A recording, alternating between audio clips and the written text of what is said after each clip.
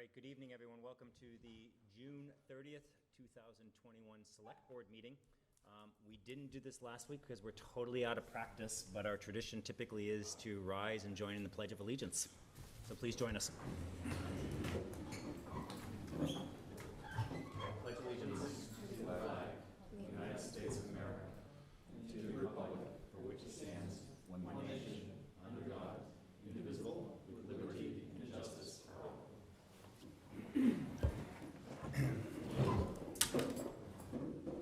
Staying with being out of practice in these live meetings versus Zoom, last week I mentioned that we were going to do public comment. I explained what public comment is. I told people how to chime in on public comment, but then we ultimately never did public comment. So I apologize for that. Next up will be public comment. We are still doing a hybrid model here, so there are those of you joining us on Zoom, and there are those sitting in the room with us tonight. If public comment's an opportunity for members of the public to speak to the Select Board about items not otherwise on the agenda. There are two ways to speak to us, three ways to speak to us about public comment. If you're here in the room, we would ask you to come forward to the microphone and feel free to speak. We ask that comments be limited in duration, not be political statements, and any questions or comments regarding town personnel, please direct to a Select Board member or the town administrator outside of a public meeting. The second way in which to make comments, if you're on Zoom, is to raise your virtual hand and we will call on you and allow you to make your comment. And the third way is if you're joining us not in person or not on Zoom, you're welcome to send me an email at my town email address, which is P as in Peter, Spellios, the word spell, I-O-S, at swampscottma.gov. And I will look at my emails and share comments as they arrive. With that being said, anyone like to make a public comment? Come on down or raise your virtual hand. Allie, I can't see virtual hands, so I'm going to trust you to tell me if their hand's up. Do you see the attendee panel? Oh, there we go. I do see that. Thank you. I appreciate that. Perfect. All right. I don't see anybody at the moment. I will check emails and chime in if I do see an email come in on public comment. Before we get to new and old business and the meat of our agenda, I wanted to turn it over to our town administrator. Briefly, I believe there's a video you wanted to show. There is. You know, we are in the middle of a little bit of a heat wave, and I thought it would be fun for us to envision that we were out with our fire department last night, getting a little bit of a cooling off. I wanted folks to really get a sense of what type of fun we can have as we deal with the heat. I want to thank the members of our fire department, but in particular Chief Archer, for coming up with a really wonderful idea to give our citizens a little fun and share a little bit of the civic life that we have. We had over 300 of our young and older citizens go out and catch a little rainbow and cool off on a very hot day. And so these are really great pictures, and I know a lot of folks really enjoyed coming out. So you can anticipate we'll have a few more of these events, and if it gets hot, please follow our social media for some of the updates. Wet and Wild afternoon.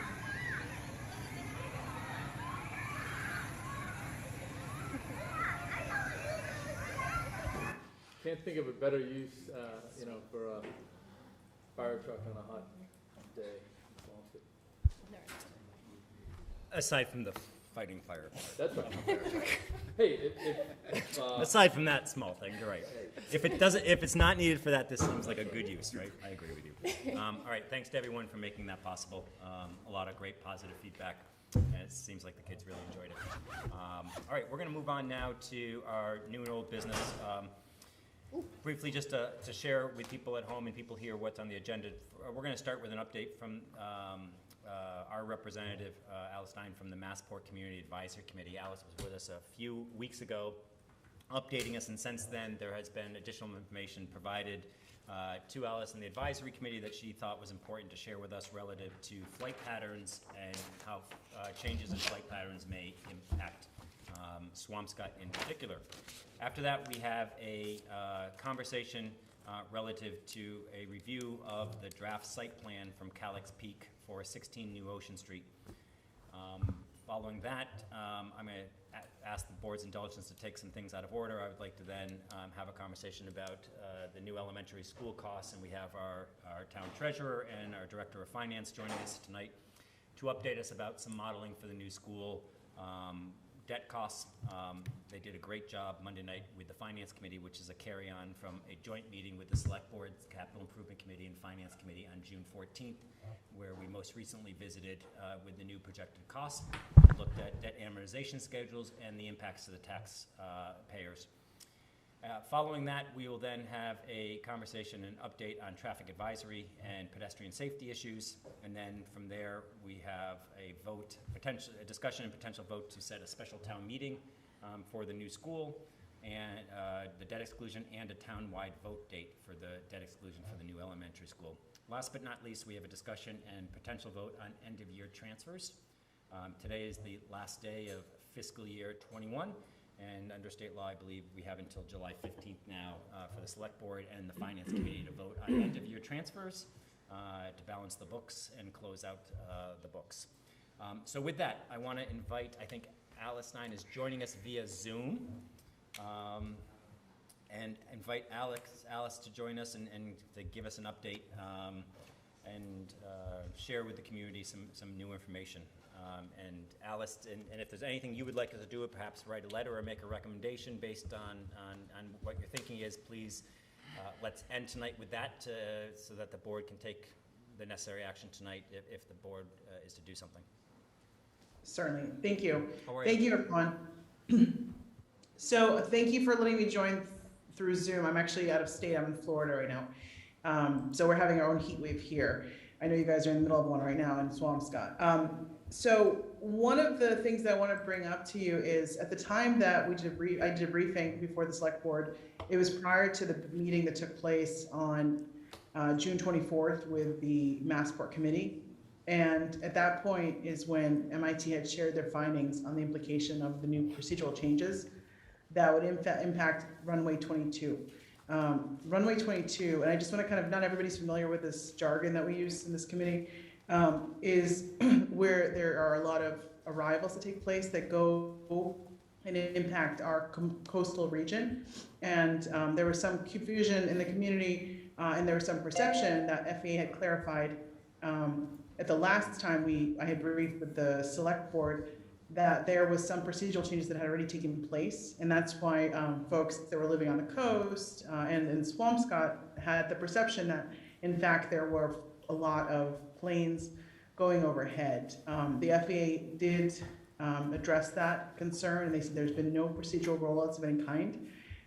They are technically not allowed to do that without briefing the committee that we take part in, the Massport, we call it the MCAC. So the reason why I want to talk to you today, I think it's very important, because at this point we are at an impasse and we have information to make some sort of potential recommendation to our community. So here's where we stand today. There was a lot of discussion about making procedural changes to how landings occur and how the approach that the pilots would take, right? So the conversation was around something called RNAV. And what that really means is instead of going straight in and planes flying overhead, they would use waypoints or little beacons to guide them and flying in as it relates to the arrivals, which has obviously an impact on our region. And at this point in the game, Allie, do you by chance have that slide that I shared with you, just to sort of show everyone how that would impact if that specific procedure was adopted? Can someone just tell her I'm getting it? Yep, Oh, I heard you, Allie. Allie, thank you. I heard you. So I want to show you the slide. It's from the presentation deck that we were listening to at MIT. It shows you the implications of this new procedure for arrivals over over Swampscott. Alice, can you tell me, did you send me a slide or is it the PDF that you sent me? I sent you the PDF, and then I also sent you, it's literally an image of the slide deck that was embedded. I don't know if you can access it now. If not, I can talk to it. I have the PDF in front of me. If it's in that, then I can just show it. If it's Okay, so do you want to go to page, one second. If you go to page 73, take a look at, let's look at that since you have that. So what the procedural change is advising us to do, and the basis for any of these procedural changes as it relates to flight paths is always to create more equity. You probably hear about Milton, Hyde Park. They have a lot of problems with traffic overhead. They're constantly being inundated with planes flying overhead. So there, I would say, in my opinion, worst case scenario, thank you so much. Thank you, Alan. We're not there. And my concern with presenting this to you today is I don't want Swampscott to be there. So if you take a look at, again, it's a little bit, are you guys able to see it? It's a little bit, not crisp, oh, now it's a little bit crisper. You guys can see what the MIT study is proposing. They're proposing that by moving the arrivals, by implementing the procedural change using RNAV, which again, it's just a fancy way of saying there is a different way of landing a plane. By changing that procedure, they are saying that by moving it further north over the water, over the causeway, you're actually going to have a greater impact on Swampscott. Okay, so if you look at, what they did is they took data points from 2017, because obviously the pandemic volume for flights it's not really a reflection on normal volume. So they took data sets from 2017 to show you specifically what the implication would be if this specific procedural change would be rolled out. There is a caveat to this, which is when we talk about arrivals, this potential procedure is not necessarily common. It's only implemented for 25% of landings. Okay, so this is not a carte blanche type of procedure. It only has implications on 25% of landing procedures that are impacting our region. Okay, so, but with that, you can see if you compare the 2017 baseline to where we are today, using the old procedure, the straight-in procedure of landing planes. If you look at the 22L, which is the name of the runway, the arrival proposal, you can see that it's going to have a greater impact on Swampscott as far as noise is concerned. Other implications as it relates to environmental, stress, anxiety, I mean the other implications that come with noise have not been fully documented as it relates to this. So with this in mind, and Ali, I'm going to have you go to also a different slide. So this is the implication of this procedural change if it does take effect on Swampscott. So you can see right now that it does contribute to a significant amount of noise. There is a benefit to Lynn in this whole change. There's a benefit to Lynn. So in terms of equity, we're meeting that equity objective, but it has definitely a significant impact on Swampscott as well as Nahant. So take a look at, if you don't mind, Ali, referring everybody to page 68, where you can see what how Nahant will be affected if we went to a full day use of the procedure. So you can see around the causeway, you're also seeing increases of noise. So if you look at the 2017 baseline and you look at the 22L arrival proposal, you'll see there's going to be a lot more noise impact on Nahant. Okay, and then Ali, I'm going to have you look at have you turn the screen over to one more page, which is page 90 of the PDF, which shows if Swampscott, if only this procedure was used in the daytime.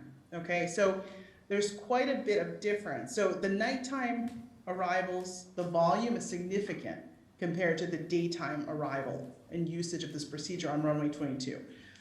So you can take a look here. There is still quite a bit of increase in overall, obviously, noise impacting Swampscott if there is only daytime use. But still, it's significantly less than if there was full-time usage. So I just want to present this to the select board, get your perspective on it. having reviewed all this data, my suggestion to the select board is that I understand there's a whole equity benefit analysis to this proposal. I understand. It benefits Marblehead, it benefits Lynn, it benefits parts of Salem, but it does have an implication on Swampscott that's not necessarily positive. So I believe that it's my recommendation to suggest potentially opposing these changes. And if you look at another thing, Ally, on page 10 of that PDF that I shared with you, it gives you an idea of how the FAA makes decisions on procedural changes. Right now, we're still in the community, do you want to go to page 10? Yeah, thank you. And scroll down so they can see the graphic. Perfect. So you can see here, this is how they make decisions. We are now at the place of, we are literally in the community feedback loop, and we're looking at the noise impact in terms of the decision-making process of this. So we still have time to voice our concerns to Massport, to the FAA. And I suggest we do this, just because based on where we're headed with this, I feel like it's something that we need to be very aware of as a community, and we should make some potential noise, if you will, no pun intended there, about how this was not going to be a positive impact to Swampscott. And it is going to have an impact on those living on the coast in Swampscott. So, do you guys have any questions? I know that was a lot to digest. Hey, Alice, before we go to specific questions, are there similar graphics and information showing the change in Marblehead and Lynn? Yes, it's all in that. It's all in that PDF, So and Ally has it. If we can, Ally, let's go back to it. So 73 was Swampscott, 68 was Nahant. Alice, do you happen to know offhand what Marblehead and Lynn were? Let me, one I second. mean, you've been impressive. Page 10 is the community process. These are the ones I've been looking at. So let me, yeah, if you look at the content page. It's moving very slow. Yeah, let me just, so it tells you, yeah, you're right there, see? Marblehead, 66. Yeah, exactly, 66. And Lynn is 65. Yeah.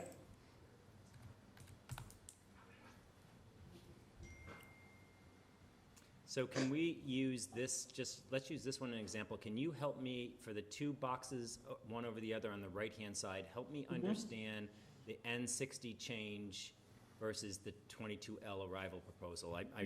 So look at where primarily a majority of the noise is going to be, where Marblehead's going to be impacted by noise. It's primarily over the water. Yep. Right, so it's not really impacting residents.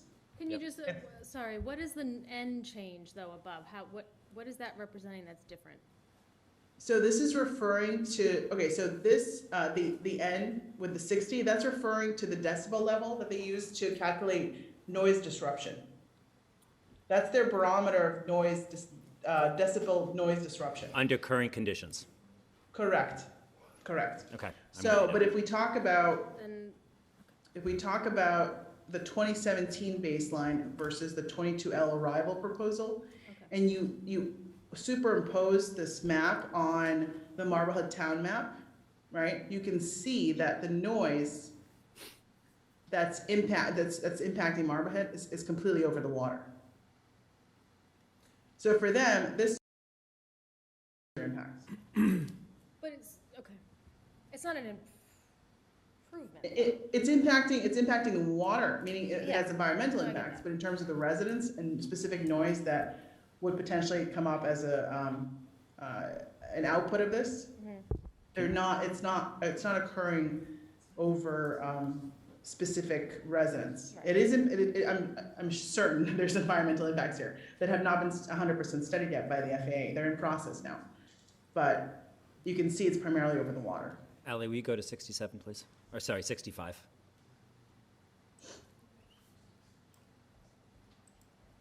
So I had a chance to talk to Alice earlier this week and last week, and I asked specifically, hey, it looks great. Marblehead impact is going to be over the water. Why can't the impact on Swampscott be over the water? Why are we flying over one of the most densely settled communities even more? You know, the impact to human beings certainly has to be taken into consideration. You know, planes have other impacts than noise, and it just doesn't seem, prudent to me that they wouldn't look at ways to move that flight path out a little further. Did you explain why they are making these changes? It's always to improve efficiency of the carriers. Not the And public it's health. also for liability and safety. I mean, that's the other thing. I mean, this is the business they're in. They're really, really adamant about, Right. obviously, safety. And they believe that this is gonna be also promote equity in the sky. Because their big push is always, they want to, be able to evenly distribute the impact of flights above, residents. So so in your view, just looking at these 4 communities, do you see equity? I see some equity as it pertains to Lynn, but there is definitely a disbenefit to Swampscott. Right, so equity as to the 4 communities, not individually. I see equity for Nahant, the causeway, which has no one living on it. I see equity for Marblehead, the water, which has no one living on it. And I see equity for Lynn, which is now going to be predominantly the water of Lynn. Correct, but a little bit of the disbenefit coastline, for Swampscott, right? yes, And correct. so Swampscott's the one that's on the side of creating equity at the expense of others, if we're just looking at these 4 communities. Yes, absolutely. Okay. There's also a slide that I'm gonna have Ally show you, perhaps, I'm not sure she's able to access it. It's actually an image of the slide that shows you how many individuals have a benefit and disbenefit in Lynn, to give you a sense, and maybe perhaps Ally, that's something you can share with the select board after the meeting. But there are actual numbers that MIT compiled that shows where the benefit and disbenefit is to Lynn, and the number of residents impacted. I think it's really valuable for you to see that, to get a full picture. But it is, we are holding up the olive branch at this point. Yep, just bear with me. Ally, is this in the stuff that you had sent? No, I think this is in the, Alice, is this in the slide deck that you said you sent? It's an image of the slide deck. I just So- don't know, I don't know when did you send that? I sent it to you again, probably 30 minutes before the meeting, just to kind of give you,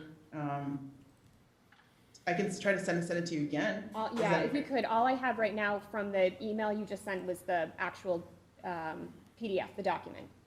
Okay, so it's embedded, so you may not be seeing it right now. Gotcha, okay, let me look. Okay.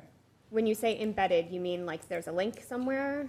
No, it's embedded in the actual email as a JPEG. No, I don't have it. Oh, wait, hold on. Just, While Ally's looking, can you just explain, I'm sorry, I'm not able to follow this on the first run through. have everyone see my screen. You were saying that this is we're discussing a 25% implementation of this change, is that? No, just from a volume standpoint, if you look at arrivals, this procedure is used for 25% of landings, would be used for 25% of landings. So they use other procedures, but this, if you look at normal flight volumes, this procedure, they're calling RNAV, would be used only for 25% of all landings. So it's not something they're using 100% of the time. They're only using it 25% of the time when landings are in process. Does that make sense? Yes. Okay. So all of That's those it. different Ally, go down. graphs are Right there. referring I got to it. yeah, that's what I was thinking she was referring to. Do you want me to share this? Yes. So all of the graph with the page with the 4 graphs on it, those were all referring to the to 25%. Correct, yes. Mhm. Mind just- Thank you, Ally. Wonderful. Okay, so this is very important because it gives you an idea of this constant push to create equity in the sky for everybody. But you can see that the implication of daytime, if the change was going to take place, you can see that there is a disbenefit as well as a benefit in Lynn during different parts of the day, daytime versus nighttime.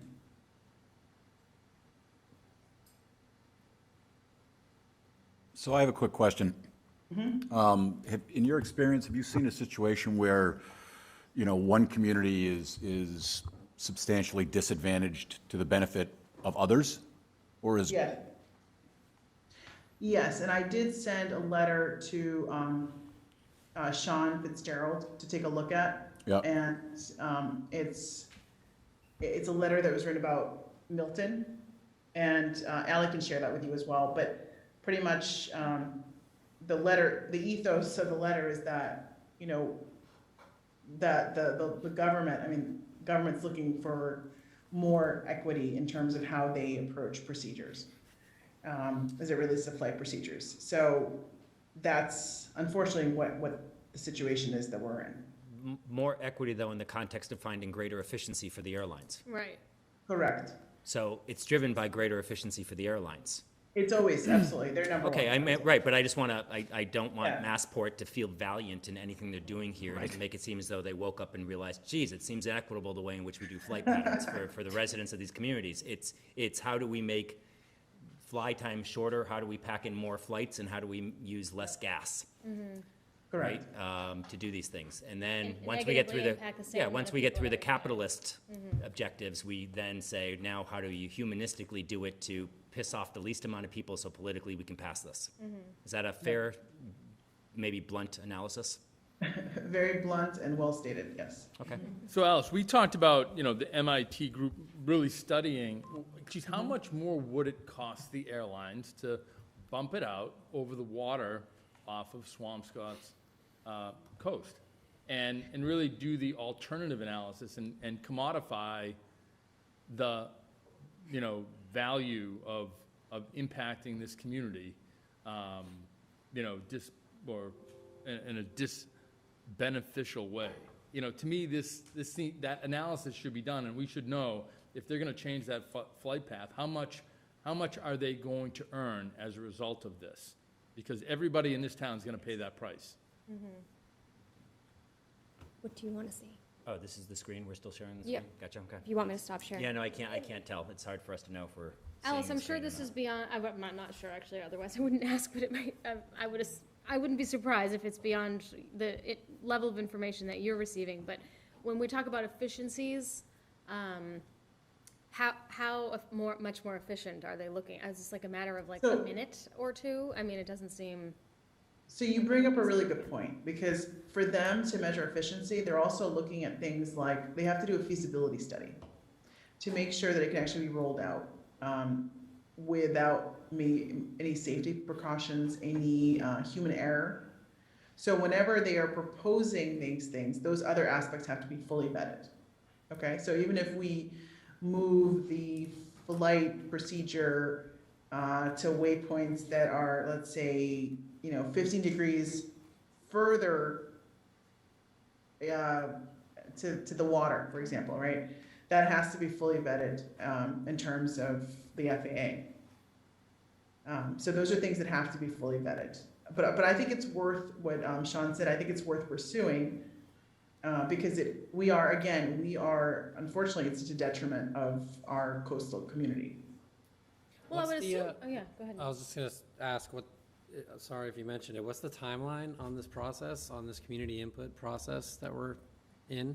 We should have something to them before September for feedback, because this is at this point, the sooner the better, in my opinion, because this is really coming off the coattails of the MCAC community meeting. I think the sooner the better, but it looks like our ability to communicate our concerns and voice our concerns, we have till September, but I would do it sooner than later. I mean, again, to Sean's point, the additional study to determine what the impact on the efficiency of the airlines would be to move this flight pattern literally less than a quarter of a mile, to the ocean.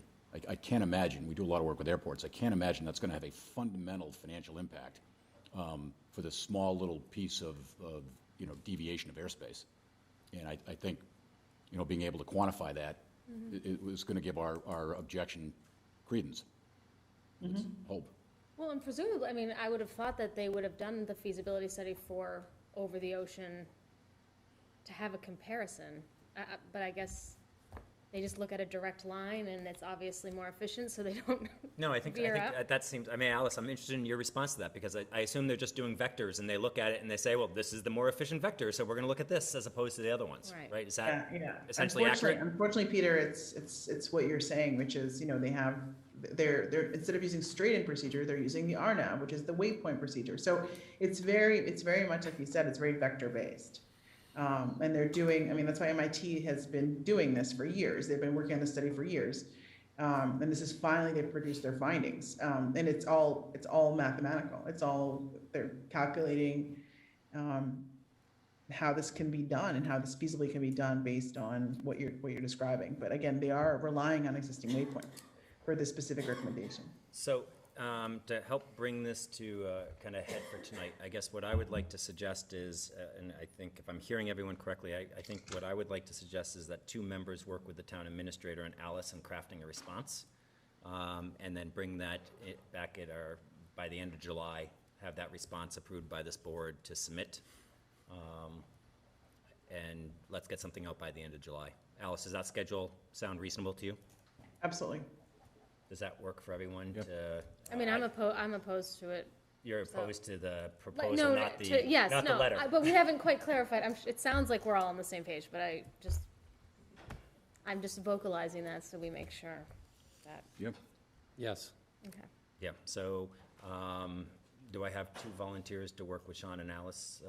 Don is one, or unless he's thinking he's 2 volunteers. Well, listen, a month ago, I was the weight of 2 volunteers, but not schizophrenic. Anyone else want to work with Don? Otherwise, I will do it. Yeah, I'm happy to. Okay, Polly and Don, great, we'll work with Alice and Sean. And I guess what I would say to you is, I think Alice and Sean, and I think you're hearing strength in conviction, right? And, directness and assertiveness is probably the tenor of the letter, as opposed to letting nuance and niceties lose the message on this. And then we'll review it and formally approve it later in July to get it sent out. I would also ask probably Sean and maybe the 2 of you as well, maybe to reach out to our state senator and our state representative and let them know where we're at, and to ask them to similarly express their concerns on this. Sound good to everyone? It does. Yep. Alice and I talked about reaching out to the legislative delegation, and frankly, all of our governmental representatives.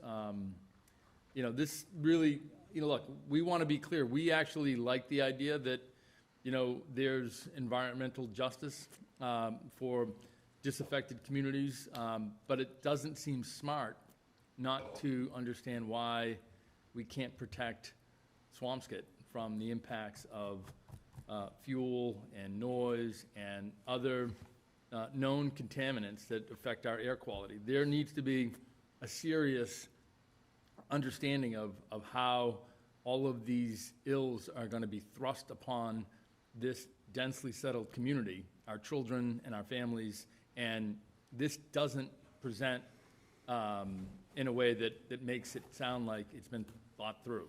So we will be happy to get that information out and really notify everybody of the seriousness. Great. All right, Alice, thank you for taking time out of your trip to join us and bringing this to our attention. This is great. This is exactly what we need. And your advocacy and just your informing us is great. So thanks for working with the team on getting the letter out, and thanks for spending time with us tonight. All right, thanks, everyone. Thank you. Thank you. Thank you. All right, we're going to move on now to continue a conversation which the board has been having over the last 18 months regarding the reuse of 16 New Ocean Street. This will be no less than, I think, the 8th time the board has reviewed the reuse of 16 New Ocean Street. It went through an RFP process and ultimately awarded an RFP to Calyx Peak for 16 New Ocean. Part of the lease, which was entered into previously and approved by the Select Board after community input, was a requirement that prior to seeking approvals and obtaining approvals for a new tearing down the existing liquor store and rebuilding, was for them to come back to us for site plan approval.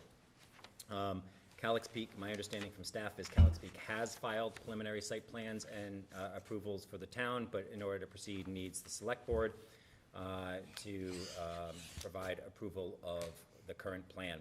Previously, Calyx Peak had provided, and the select board did have an opportunity to chime in on comments on preliminary plans. And also, at that time, staff sought feedback from the community. There was a number of comments that came back, particularly relating to a sitting area, removal of a sitting area, and how the building will interact with some adjoining streets.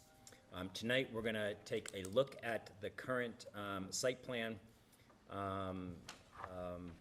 being presented and suggested by Calyx. I will say the site plan does address something that this board had previously made, two things in particular. One, this board did do a site visit and met with residents of adjacent streets to talk about the plans and to understand the potential impact and concerns of neighbors. It was important that deliveries for the new business by Calyx Peak were taken off of Curry Circle. C&L Liquor currently gets deliveries both on Curry Circle and on their existing parking lot.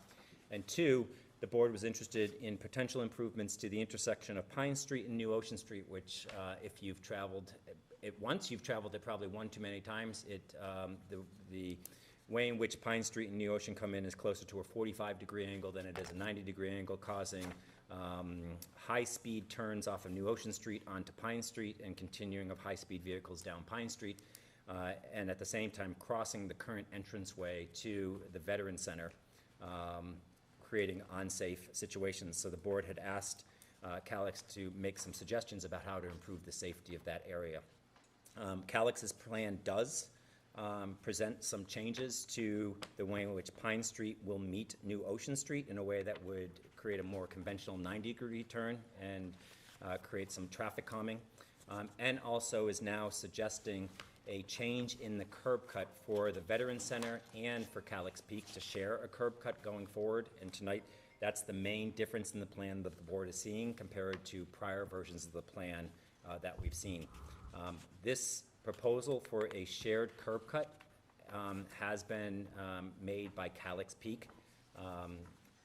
The board may recall, and members of the public, if you've been following us, may recall that Polly Titcomb and I were designated as the two board members to help staff advance this project. Upon hearing about this proposal from Calyx Peak, through staff, we requested that Calyx Peak meet with all the organizations in the Veteran Center to share their proposal and to get feedback from the constituents and the stakeholders in the Veteran Center about this plan prior to bringing this plan to us for our consideration. Polly and I had the opportunity to meet with some of the stakeholders this week from the Veteran Center, and I'm really pleased that several of them are here tonight to share feedback so that we hear that feedback and make sure we understand what's working, what may not work, what needs to change to make sure that they're satisfied, which from my perspective, and I think I speak for Polly as well, is a prerequisite to us supporting the current proposal.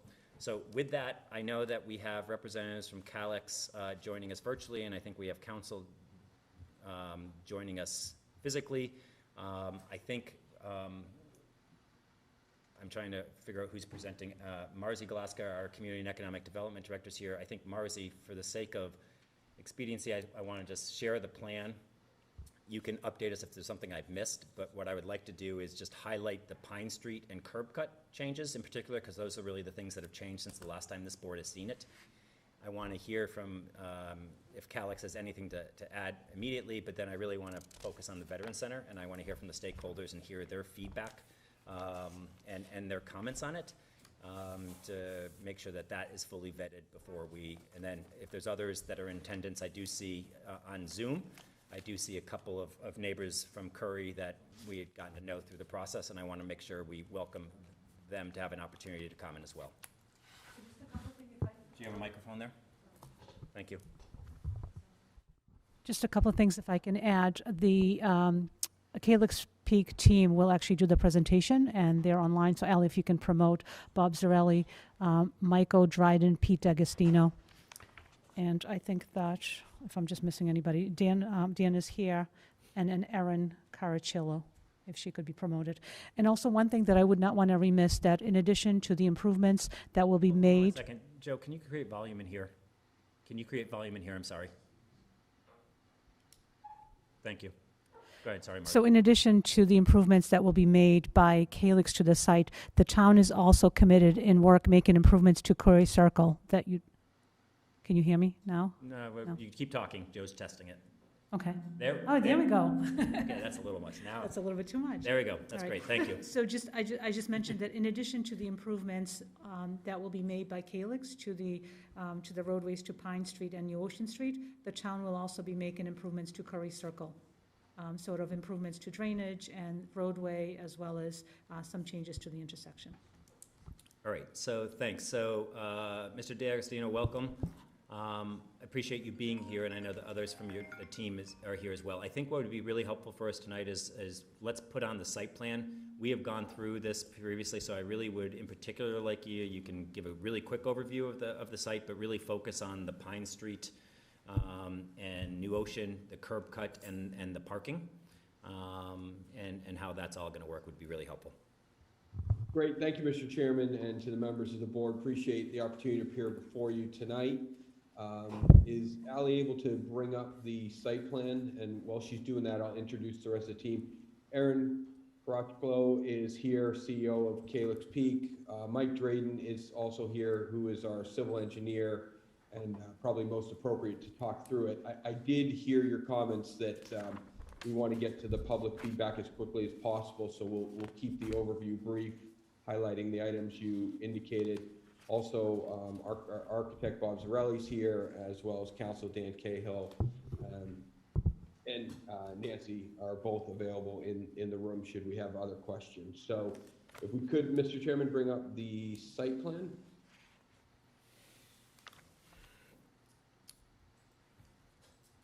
And I can do that as well if that's easier, okay?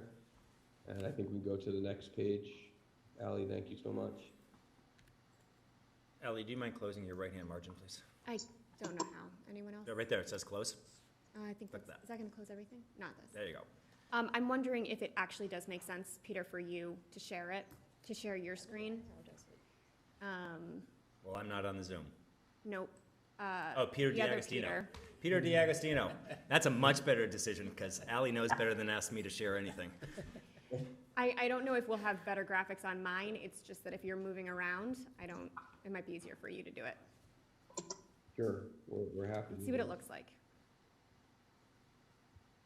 We're going to go to the proposal. How does that look on your end? Looks great. Okay, great. So I'm going to turn this over pretty quickly to Michael Drayden, our civil engineer. And Mike, if you could focus on the two primary changes here. One, the Pine Street intersection, which is significantly improved in safety, as well as the movement of the entrance to the Veterans Center, which obviously is significantly safer. And then the addition to all the curbing that goes around the property now, where currently it's just an open pass through, if you will. So with that, Mr. Chairman, if I could, I'll turn it over to Mike Drayden to take you through these items. Please. Good evening, all. Can everyone hear me okay? Yep. Great. So I think the chairman actually teed things up quite nicely in his summary. To start with the Pine Street, New Ocean Street intersection, Pete, if you could just go to the next sheet, it shows it in its entirety. Quite simply, again, as the chairman had pointed out, vehicles traveling northbound on New Ocean Street take that left-hand turn onto Pine Street at a very high rate of speed. And I've been to the site 3 times, and I've seen this occur every time I've been to the site. So we were tasked with coming up with a geometric change, if you will, to act as a traffic calming measure. And the options are fairly limited, and it's a very common sense approach that you see before you. We've tried to do to create a 90-degree T to the extent that we can. We'd love to have a bit bigger radius on that, but we don't want to impact the north side of Pine Street. So again, we've just introduced some new curbing, created a little bit of a landscaped area that you see there, removed the old pavement markings, put in some new stop controls, stop bar on the pavement, a new stop sign, And this will go a long way to force cars to slow down when they make that left-hand turn. It will also help vehicles exiting Pine Street onto New Ocean, so you won't have to sort of look over your left shoulder to see oncoming traffic. You'll be teed up at a 90-degree angle. You'll be able to see oncoming traffic in both directions as you approach New Ocean Street. Also, part of the off-site improvements, well, let me stay on this exact spot for a moment. You can see where it says remove existing pavement. That's where the existing curb cut is for the VFW.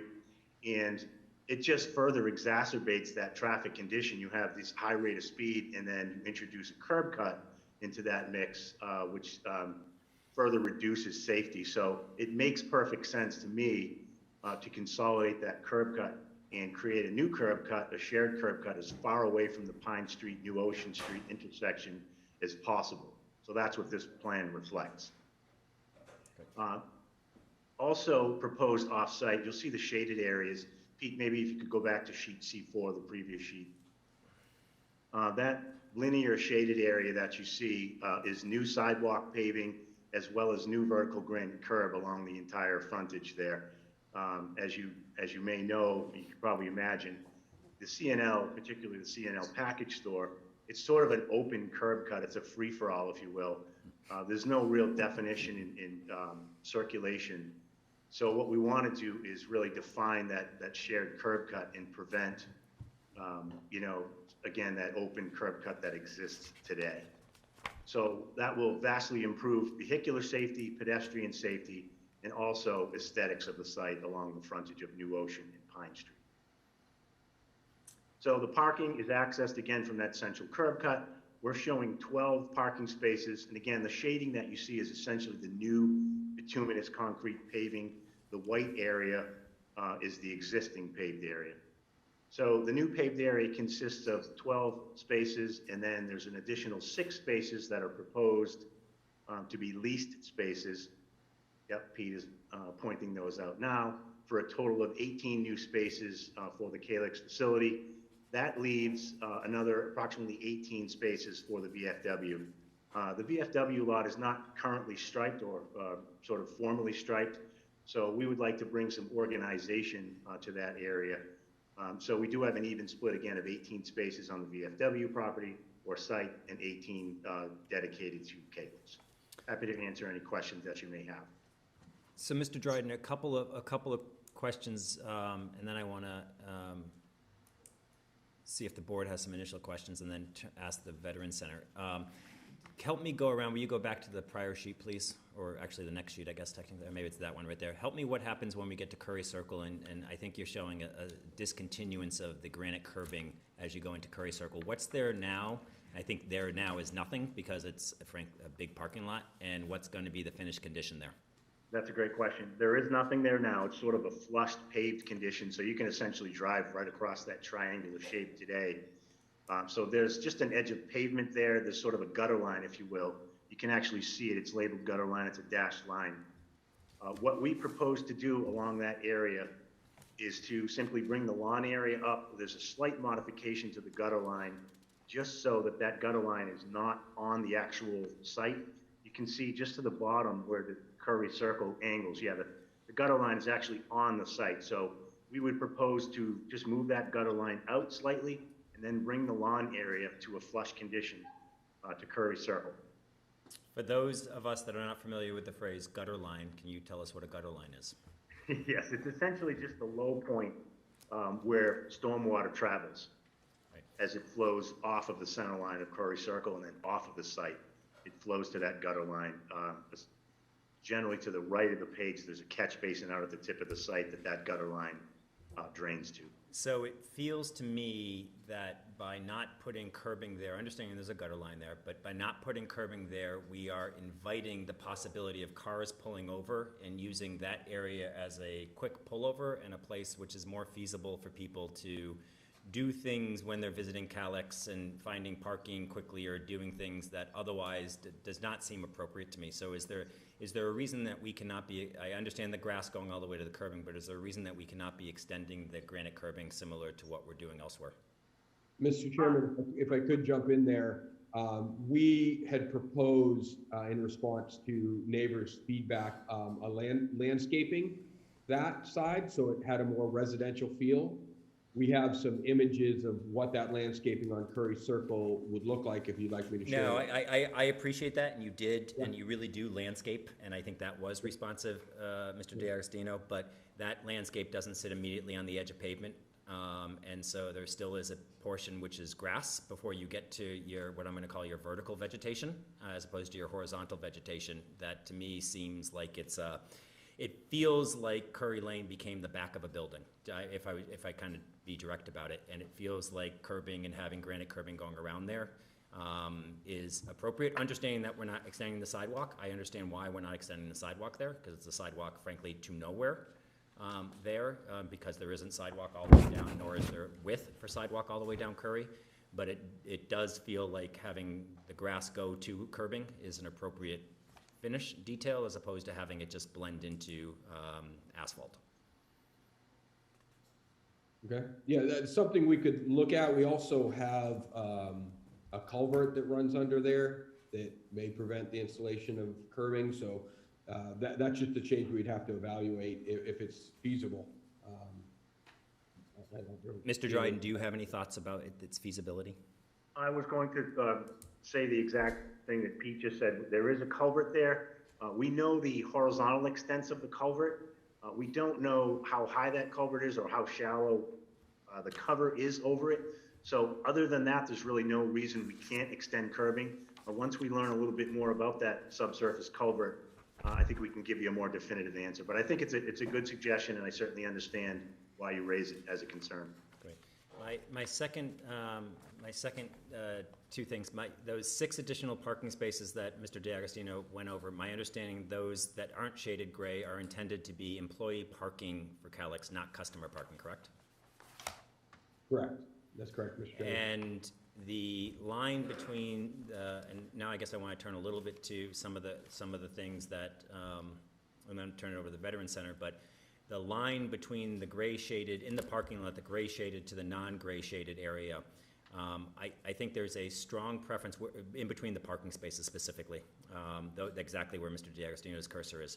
I think there's a strong preference to create some type of physical divide between those so that it doesn't appear to be a continuation of the customer parking, and that you folks revise the plan slightly to show a physical divide, hopefully something aesthetically pleasing, physical divide with appropriate signage that makes clear that anything passed outside of the gray area is not Calix customer parking, and that that is Veterans Center parking. I think is a really important element here, and I just want to, I believe you might have already had a similar conversation with the Veterans Center stakeholders, but I want to make sure that you hear it from us as well, and that's something you're comfortable understanding that we would want to see a revised plan, and again, when I say us, we would want staff to make sure the plan was revised to reflect that. Right, yeah, Mr. Chairman, we did hear that comment, and we provided some feedback back to the Veterans Center. We have, I would call it a couple of open items with them, certainly some details. We're working, we proposed 2 options on dumpster placement for their dumpster. We met on site and went through everything with a couple of representatives from the Veterans Center, and we've talked about a couple of locations for the flagpoles. So the flagpoles currently sit right here where my cursor is, and we, just as a placeholder, put them there. But when we were on site, we thought we might actually want to put them more along this edge. So we've been working with them. I think generally speaking, we're down to some very specific details that we need to just do some file coordination with. The feedback on the providing something here, we talked about whether we could do a fence or a hedge. Our answer is sure. We just want to understand the implications to parking, snow removal, and dumpster placement. So that's an ongoing conversation, and we look forward to continuing to kind of just work out those final details. But all of it, everything we've spoken about with the Veterans Center is very doable. So it's just a matter, if you look over here, we said maybe put the dumpster here, but it could go here as well. So that's just something, really, it's more a matter of their preference. We talked about moving the artillery piece that currently sits about here to this area. They thought it, as another option, could be placed in this area. But those are just very minute changes. They don't change, the overall site layout or site plan, but we would certainly work with them. These are very much the Veteran Center's preference. We just proposed some options. Yep. And same with the flagpoles. When we were on site, I think generally we thought putting them over here a little bit more would be more aesthetically pleasing. So all the kinds of details that we're going to keep working on, very much at their discretion. And there was another implication this could eliminate a parking spot by putting something here. So ultimately, we're in agreement with all the options that we've all spoken about. We just got to work through finalizing the details with them on those items. So, and then just one other thing I did want to highlight, Mr. Chairman, you made mention earlier of the loading and unloading. At some point, there was a discussion about loading into the back of the building from Curry Circle. The neighbors did not want that at all. And I just want to highlight that loading area has officially been moved now to the front of the building and will be conducted from the parking lot.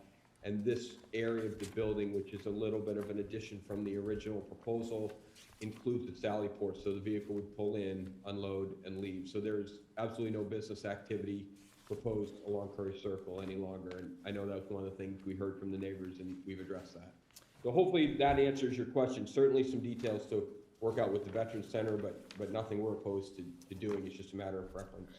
So assuming we get comfortable, and again, I want to say it again, the Veterans Center feedback tonight is going to drive a lot of this conversation.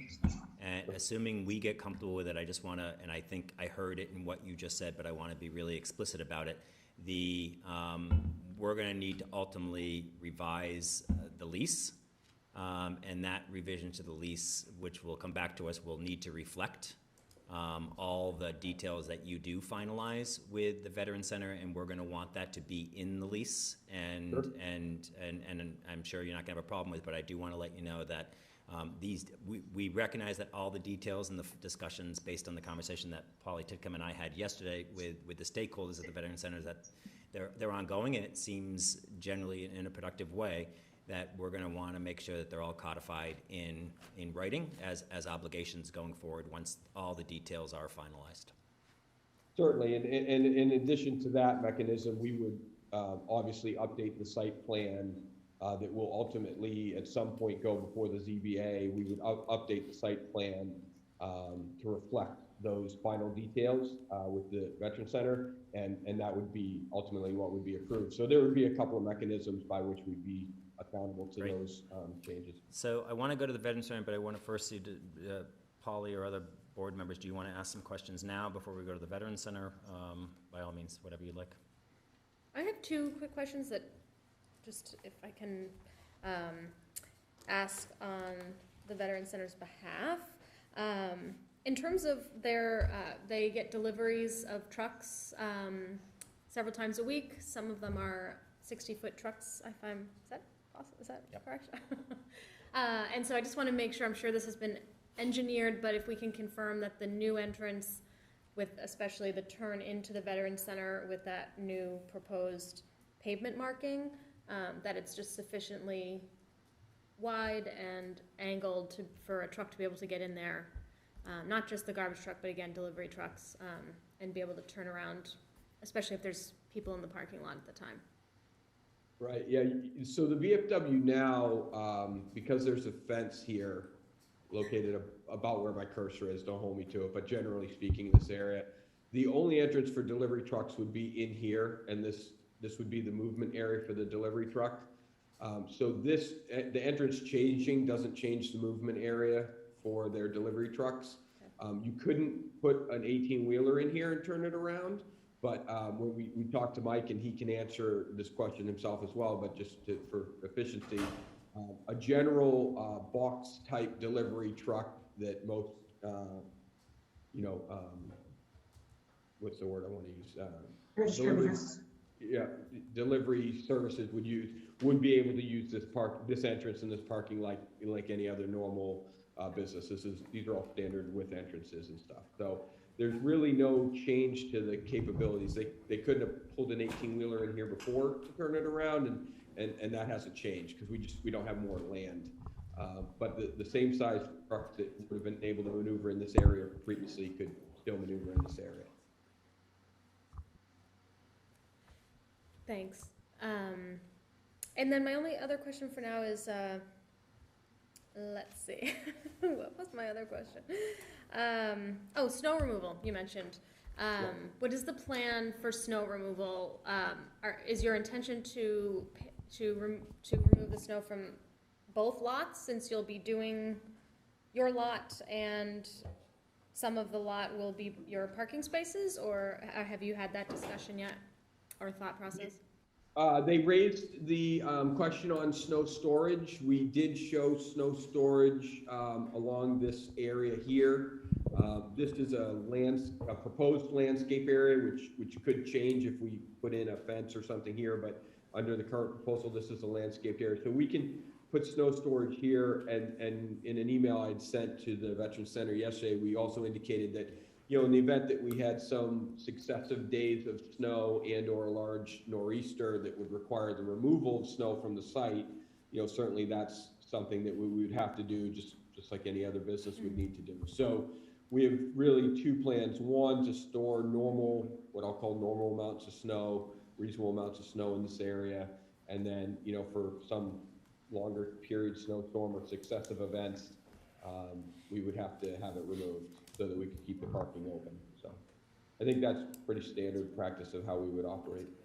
But we didn't have a further discussion relative to that particular item beyond our saying, hey, these are the two things that we can do. So I just want to clarify, I apologize. The payment of snow removal, will you be paying to remove snow from the entire lot, including the VFW lot? Is that your intent, or is it just to stop at your parking spaces? We didn't get into that level of detail, so I guess that's just something we would have to talk about. Okay. I mean, I would obviously suggest that it makes sense. I think if Calyx is using those spots to, as a sort of, you know, to plow the whole thing, but I have no authority there necessarily. I just, I think, you know, you'll already be doing it, and 6 of the spots will be in the VFW lot. So I think that's something the VFW would be very appreciative of as well. Yep, and again, those are the kinds of details that we'll certainly codify, you know, prior to getting our approvals through the ZBA. So, other questions before I want to invite the Veteran Center representatives. I'd like to hear from them.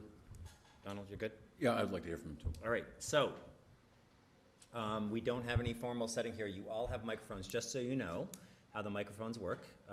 If they're green, it means they're live, and if you push the button and they turn red, it means that it's muted temporarily. And so I think there's multiple microphones. I want to invite whoever wants to speak and share comments. Tonight, we want to hear your preliminary feedback, and we want to hear items. There is going to be, assuming you express comfort in continuing the dialogue, and assuming the board similarly feels the same comfort that there is going to be, Polly and I, you know, will be continuing the dialogue with you and staff and Calyx staff to make sure the details ultimately get documented and meet all the agreements. Tonight's hard. I think we should talk about the things that you want to talk about, but in terms of resolving them and finalizing them, that all needs to be done. And I want to assure you that, assuming you're comfortable and assuming the board is comfortable, that process will happen, and nothing will be finalized without those details being finalized to your all's satisfaction, so that we make sure we address them. So with that, Patrick, I don't know what we would ask is that you just introduce yourself, including your stakeholder group. We know that there's a number of groups that call the Veteran Center home, and so it's helpful to not only know who you are, but also you know, the constituency and the group that you represent. Guess I'm going first. You don't need to, you can sit, it's okay, Patrick. All right, well, hello everybody. My name is Patrick Burke. I live on Windsor Ave. I'm a member of the VFW, the Disabled American Veterans, and also the American Legion. So I have my hand in all the organizations that are doing great work down there. As far as this interaction we've had with the Calyx team, it's been very positive. They've been engaging. They've listened to the feedback of all the groups, and they've been responsive. So not speaking for everybody, but just for myself, it seems like there's no major objections. There's certainly a lot of details we need to iron out. You know, we just talked about snow and barrels and dumpsters and parking, but it doesn't appear at this point to be, you know, showstoppers, but the devil will be in the details once we go further down the line and see where this goes. But you know, part of our thought process was when we looked at this is that this gives us an opportunity to be part of a positive change for the whole neighborhood, to fix that corner, to, you know, give the residents a little bit of relief for that raceway. So it's kind of a win-win for us. We're certainly looking forward to see how it comes out, but as of right now, it seems like it's a very good collaboration, and, you know, we hope to keep it up. And, you know, as you said, we'll work out those details, we'll put them on paper, and then we'll go forward from there. But just, you know, thanks to them for the way they've reached out and met us at the drop of a hat, and also to my colleagues here from the Veterans Center to do all the meetings. So it's been so far so good. Thanks, Patrick. Don't all fight for the microphone. All right. I completely agree with Patrick. It has been a... Malcolm, do you mind just introducing yourself for people that may not know who you are? Oh, I'm sorry. My name is Malcolm Malone. I'm the commander of the VFW post 1240. I think Patrick's right about the fact that I think it's been a very positive meetings between ourselves, the Board of Selectmen, and believe it or not, one of the biggest things that I am taking out of this is you are calling it the Veterans Center instead of the VFW. I've been fighting for that for years, and I guess it finally sunk in. And as far as tractor trailers go, we've been talking about alternatives to that, except we're kind of worried about the people on Pine Street may not like a 60-foot trailer across from their house, but at least the trailer can park there, unload, and take off without a huge amount of problems, because turning a 60-foot trailer around in our parking lot is a challenge. And basically, I think this is a positive thing for both us and the town. Thank you, Malcolm. Hey.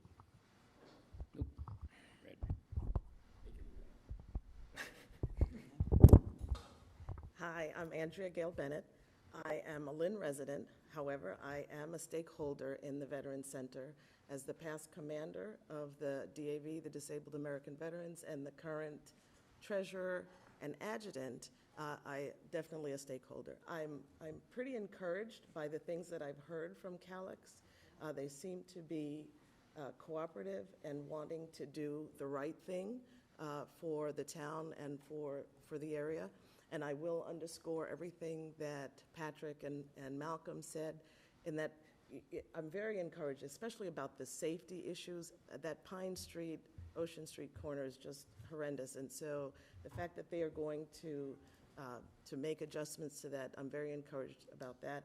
I will say that, as they said, the devil is in the details, and there are several issues that we do need to hammer out, that we want to get, we'll negotiate and move forward. So I look forward to that. Thank you. Thank you. Thanks. Mr. D'Agostino, do you mind stopping the share of your screen so people can see each other better on Zoom? Thank you, I appreciate that. No worries, my apologies for keeping it on. No, it's okay. Hi, Nelson Leon, Senior Vice Commander, VFW Post 1240, Veterans Center. As a construction worker myself, I've seen all too many times where what an engineer wants, what a project manager wants on paper doesn't always happen because of site conditions. So I would be very interested and keeping a close eye on how things play out, because that's the time when money comes to play, schedules come to conflict, people want to cut corners, and that's where we might get the bottom end of the stick there. Thank you. Anyone else?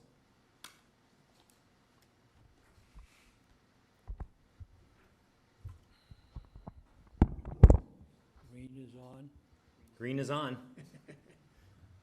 Well, John DePietro, I'm the adjutant of the Post 57 Swampscott. And a lot of things that were mentioned tonight were talked about last night, about turning corners,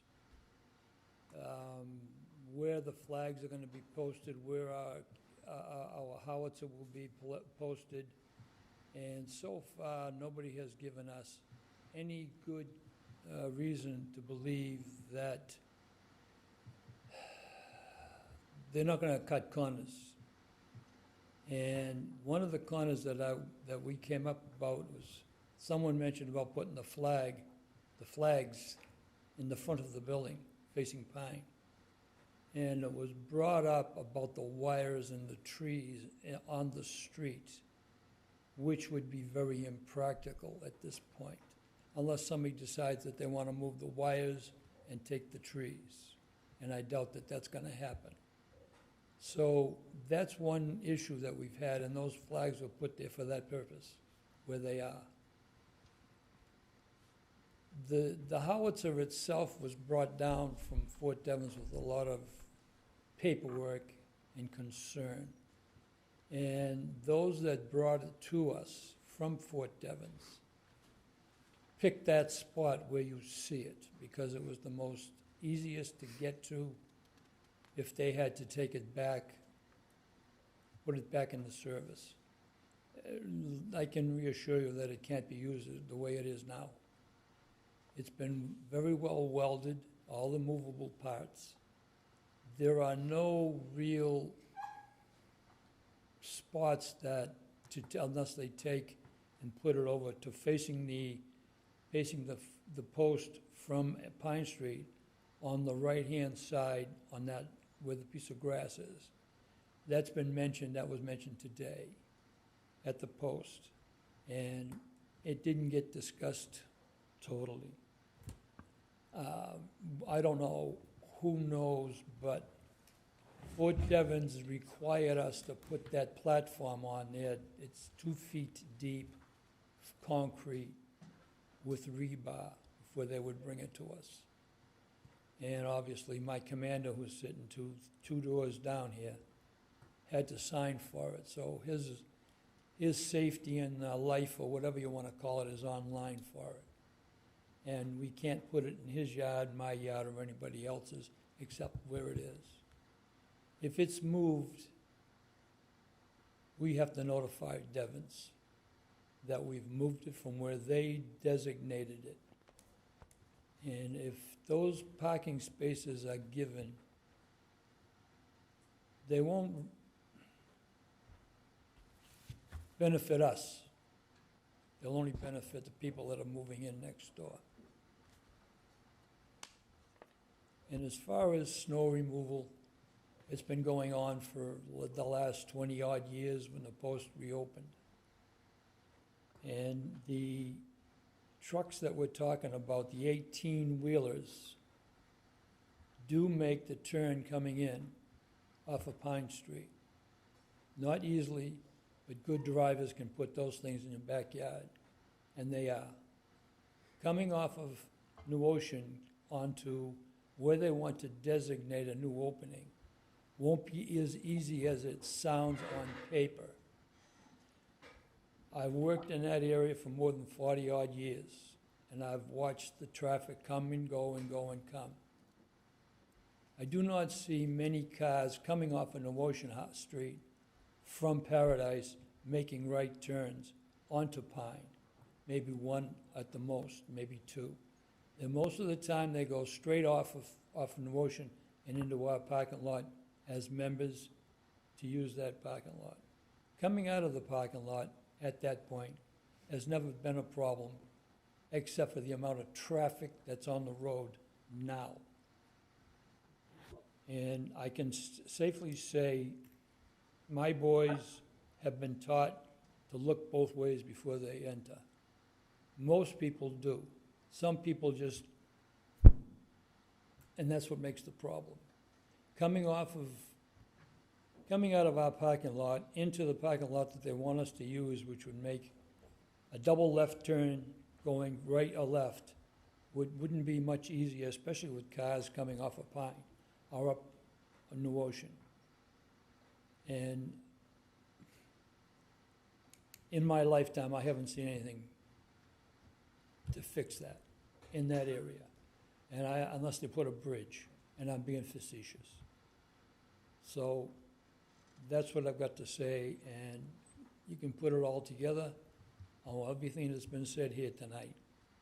And from my past experience, some of this will work and some of it is just paper, as they say in my world. Great, thank you Thank so you. much. Does anyone else from the Veterans Center want to say anything? No? Okay. No problem. You can, I know it's like a burden to have it in front of you. Yes, right. So, yeah, thank you.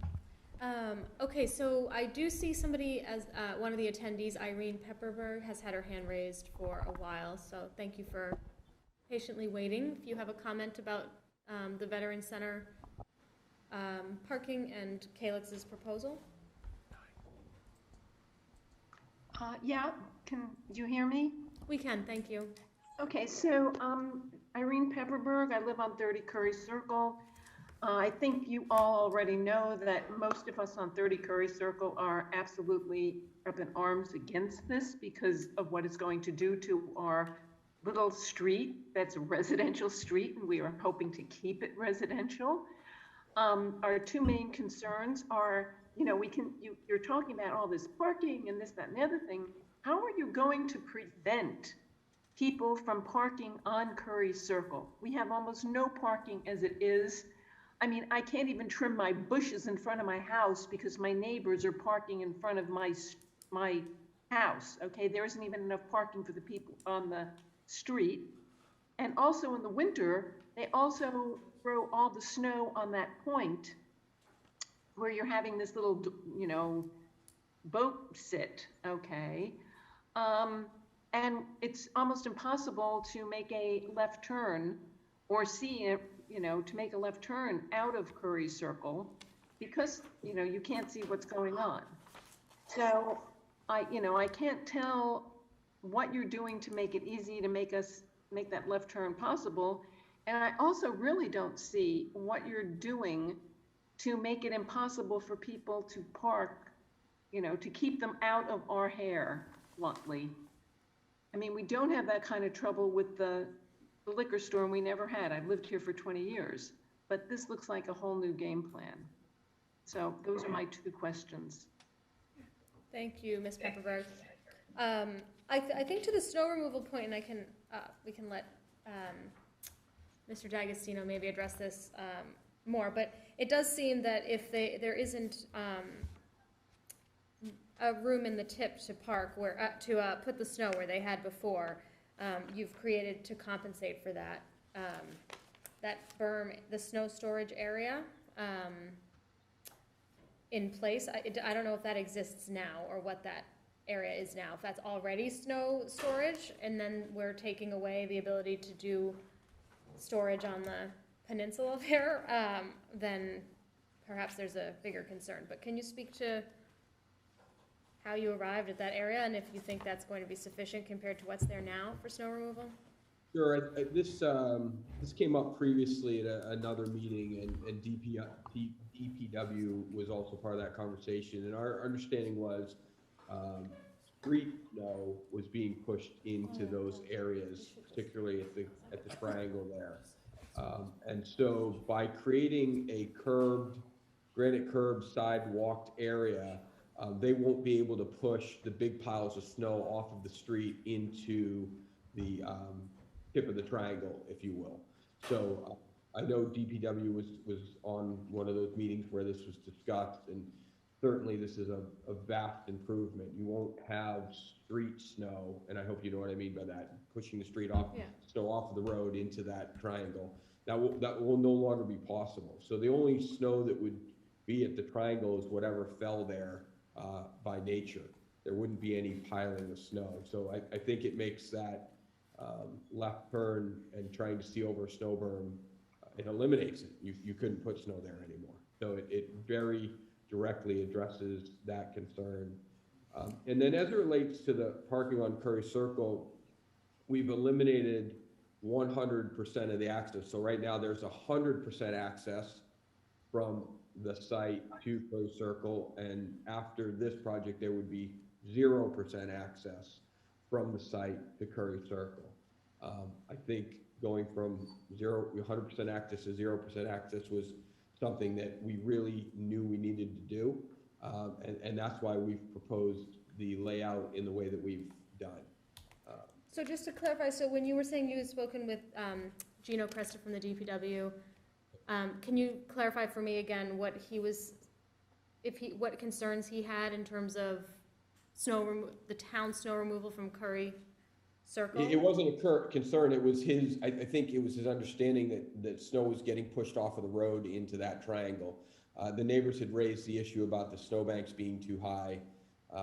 And Gino had mentioned that he thought that was because they were piling snow from the road there. So this was a while back, so I don't remember every detail of the conversation, but this would eliminate that concern. And it was something he'd committed to at that meeting on improving anyway, because he didn't want them to not be able to see over the snowbank. So this really just supports that effort, if you will.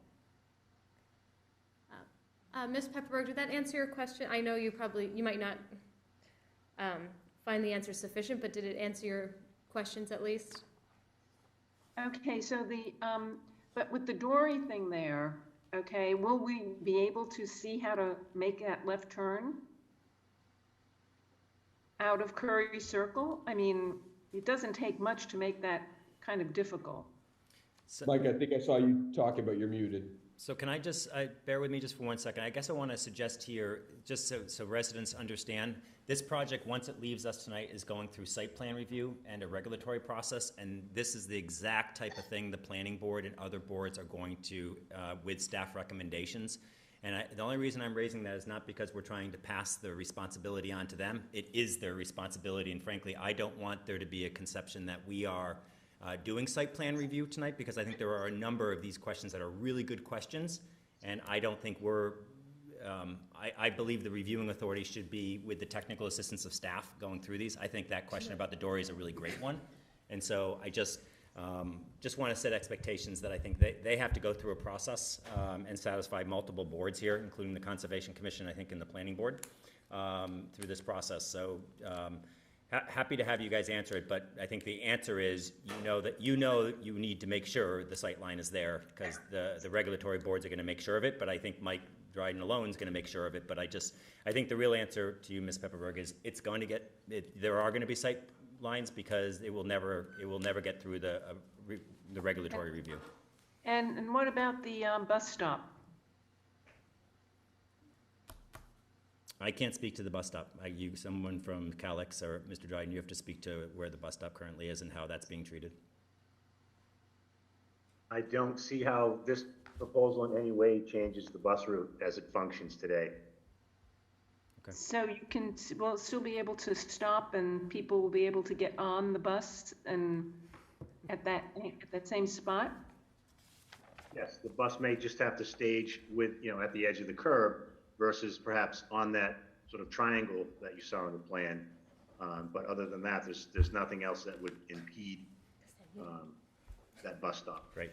Can I just ask to make sure staff, or community development staff, hears that question and make sure that that question is confirmed through the process, the formal approval process. I see MD Islam. MD, how are you?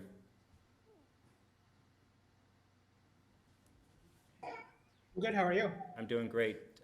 Thanks for attending tonight.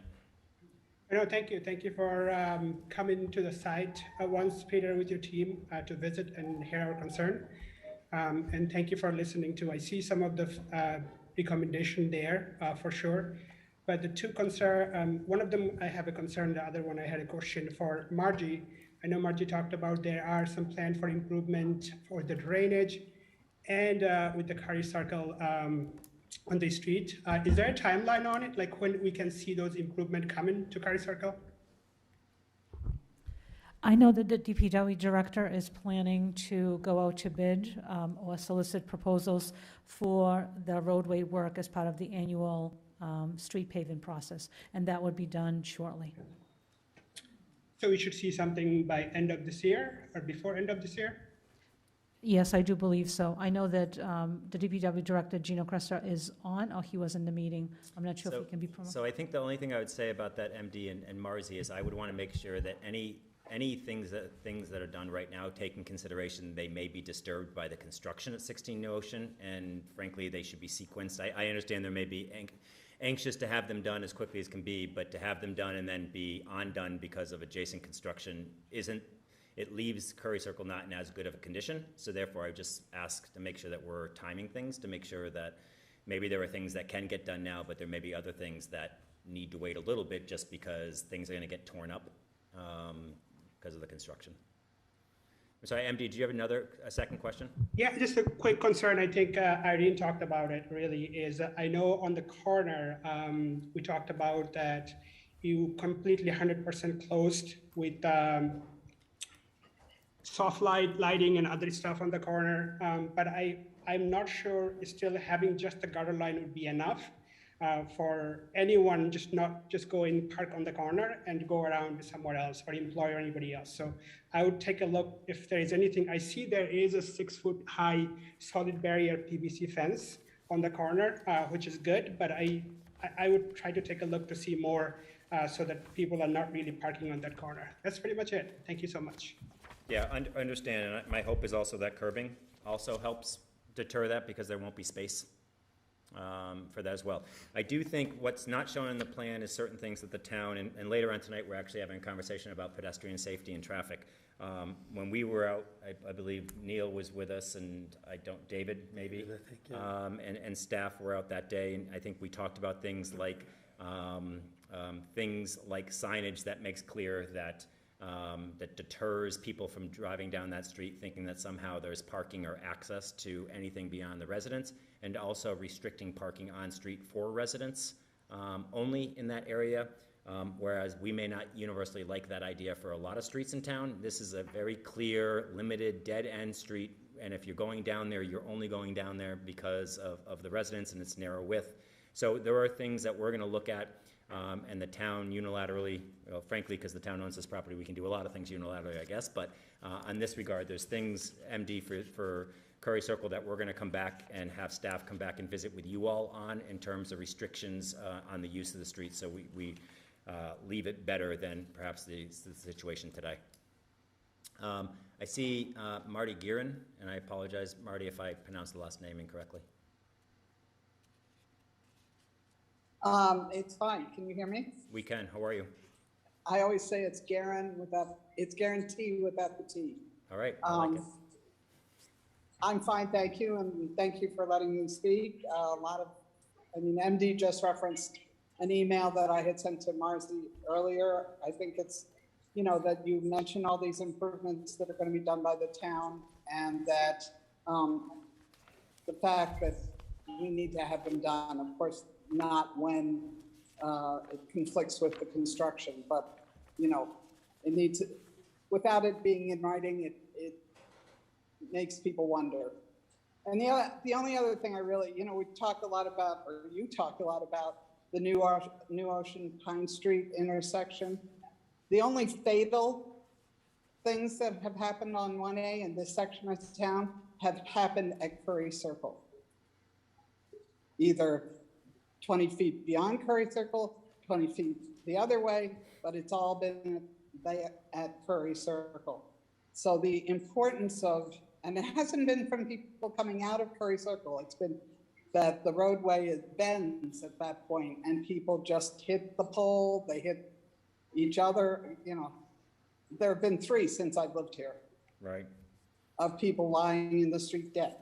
So I think that these concerns that Irene brought up, Pepperberg brought up, the others have brought up about coming out of Curry Circle mean life and death.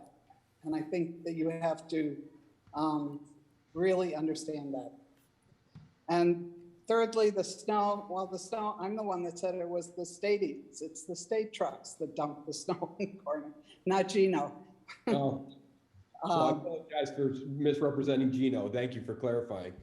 Yeah, yeah, it's the state trucks. And the last snow that we had, they were turning around in that parking lot and dumping it again. So that was the concern for me. I would also like to just mention about communication. The fact that we didn't know about this meeting until a couple of hours before it happened is unfortunate, because I think other people would have liked to have heard what I've heard, which for the most part is positive, I have to say. So I would ask that Marcy or Sean or whoever's job it is, Ally, I don't know whose job it is, to let us, Peter, you mentioned it going to the various subcommittees and different planning committees, zoning committees, whatever. If we can be alerted to that when it's happening, it would help both you and us get rid of any bad feelings. Yep, understood, Marty. There are public notices to abutters and abutters to abutters for the regulatory hearings, but we'll ask staff now to not assume people, and we'll make sure all the Curry Circle neighbors and the Pine Street neighbors are receiving notification. Points are well taken. Thank you. I appreciate that. Thank you. Thank you. That's it. To board members, other questions or comments for tonight? Again, a lot of the regulatory things, they're going to go through a site plan process, but tonight is really to just basically give approval of this site plan subject to regulatory review. As I said before, the additional details, there's a lot of details to be worked out, especially with the Veteran Center, and Polly and I have committed to facilitating resolution of those with staff and with the stakeholders of the Veteran Center to make sure that that's documented and made clear, and so that everyone has comfort about them. I do really appreciate hearing from all the stakeholders, not just the Veteran Centers, but others in the community, the recognition of the need to make certain improvements to the surrounding streets and things of that nature on it here. All right, we're going to take one more comment and then we're going to move on because we have a big agenda here. So Len Russo, how are you?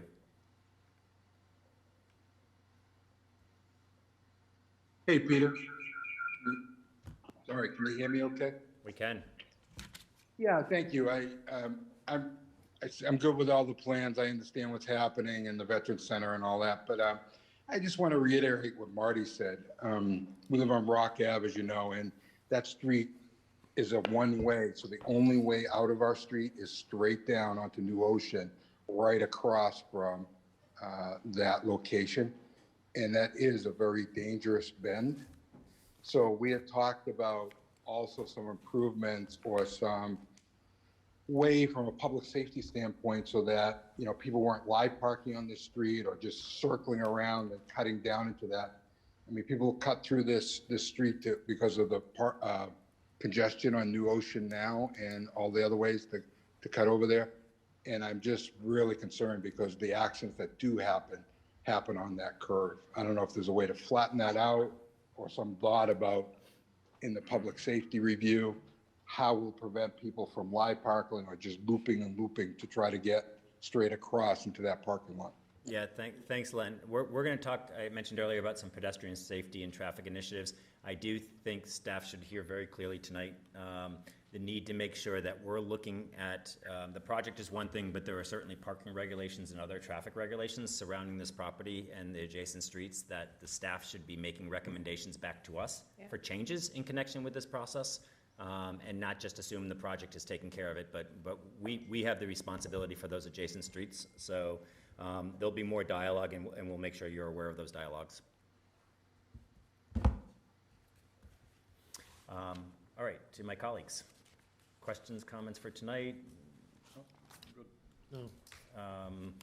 Then hearing none, is there a motion then to approve the site plan subject to finalizing details and ultimately coming back, there'll need to be a lease amendment to reflect, putting in writing some of the details relative to specifically about the Veteran Center and the use of a portion of that property as well.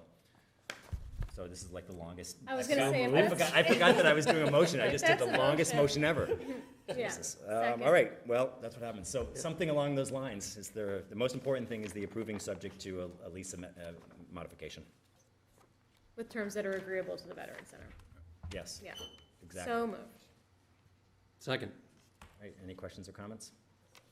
All right, before we officially leave this and take the vote here, Mr. Zarelli, I want to let you know that I appreciate your design and you bringing a better entrance to Swampscott with this building. Admittedly, we made the bar pretty low for you, but that being said, you exceeded well beyond that low bar, and I appreciate your skill and your talents in bringing them and helping us make this part of Swampscott more welcoming and not a back door, because it's not a back door, it's a front door to Swampscott. So thank you very much for that. Well, you're very kind to say that. Thank you. And to staff, we're going to talk later about traffic safety. We are going to want to talk about Curry Circle. We're going to want to talk about Pine Street. There are other things beyond what Calix will be doing with Pine Street and New Ocean Street that we should be addressing specifically on Pine Street as well. Although we didn't hear from residents on Pine Street tonight, this is not going to solve the Pine Street speed issue. There are other things that we can talk about later. So with that, all those in favor? Aye. And none opposed. All right. Thanks, everyone, for being here. Thanks for your time, and we look forward to continuing the conversation. Thank you, Mr. Chairman. Have a great night. Thank you. Thank you. We're going to move on now and have a conversation, no vote tonight, but a conversation with regard to a continuation of the discussion of the debt projections and costs associated with the new elementary school. And I'm grateful that we have our finance director and treasurer with us tonight to help us through this conversation. The board has in their packet materials that the treasurer prepared to help us continue a conversation that we all started back on June 14th. Sorry, I shouldn't say started. We most recently continued on June 14th, but we started in late summer, early fall of last year. Just to set the table again, in late fall, early summer last year, the initial projections from the school building committee and the design team was a cost of a school of approximately $115 million. Let me say different, $107 million in 2020 dollars, which if escalated to 2022 dollars to start a construction would be closer to $117 to $120 million. The final budget came in last month by the design team and the school building committee at $98.35 million in 2022 dollars. So about $20 million savings from the initial estimates that the Finance Committee, CIC, and Select Board viewed in 2020. In June, on June 14th, we began looking at debt service projections and the potential use of the town stabilization funds to reduce the impact to taxpayers of the new school. Tonight, we're going to continue and share some updated material which the treasurer prepared and shared with the Finance Committee at their meeting on Monday night. I will say two very big pieces of news that came out of the MSBA vote on June 23rd. First is the MSBA increased its maximum grant amount to the town of Swampscott by upwards of $1 million over what we previously had projected for our internal analysis, and that was a pleasant surprise. The MSBA voted to increase their hard cost cap reimbursement from $333 a foot to $360 a foot. It's still subject to an overall cap, but that increased significantly the amount of grant reimbursement that the town of Swampscott is entitled to. Secondly, although not specifically, they weren't saying it specifically from Swampscott, but they certainly noted is that the average cost of a school going through the MSBA process over the last 2 years has been $529 a foot. Swampscott's school is coming in at $500 a foot, which is a 5.5% decrease from the average over the last 2 years with the MSBA. That's really important, and I really want to take a moment to thank the school building committee and the design team for going through the effort, which was weeks in the making of endless meetings and going line item by line item, discipline by discipline to find the places where the budget was out of whack or the scope was not meeting the needs of the community. And they were able to do that without reducing or eliminating programmatic needs or plans for the school, and do it in a way that's financially responsible and shows that we are proposing to the residents of Swampscott a cost-effective solution for a new school. So thank you to the school building committee and the design team for all their effort getting us here. With that, I want to invite Patrick Luddy, our treasurer, to walk us through, and I think Patrick, you tell us where you want to walk through. I don't know that we need to go through all these scenarios. This is just an update tonight. But I think in particular, the one which you used with all your charts consolidated might be the appropriate graphic maybe to start with and kind of talk through. I was really pleased, and I welcome your thoughts as well from feedback from the Finance Committee. I think there's a recognition to the credit of the financial team that the amount of reserves that the town of Swampscott has relative to the amount of reserves that we did not have in 2014. When people ask what has changed more than anything, the school proposal is different. It's a better proposal. It's in a better location, has better ideas. But one of the things that people aren't talking about enough is our financial preparedness for the school compared to 2014. Our reserve accounts did not exist in 2014. And so I think tonight we're going to not only talk about what the cost will be of the town's portion, which is roughly $64 million, but also how to offset that by the strategic use of reserves. And you presented some materials that show the ability to significantly reduce the cost of the school to taxpayers, combined with the fact that this is a record low interest rate environment. And so our timing in 2021 is infinitely better than 2014 in this regard. So Patrick, it's all yours. Yes, I think, Patrick, do you want her to put that up on Zoom, or do you want something else?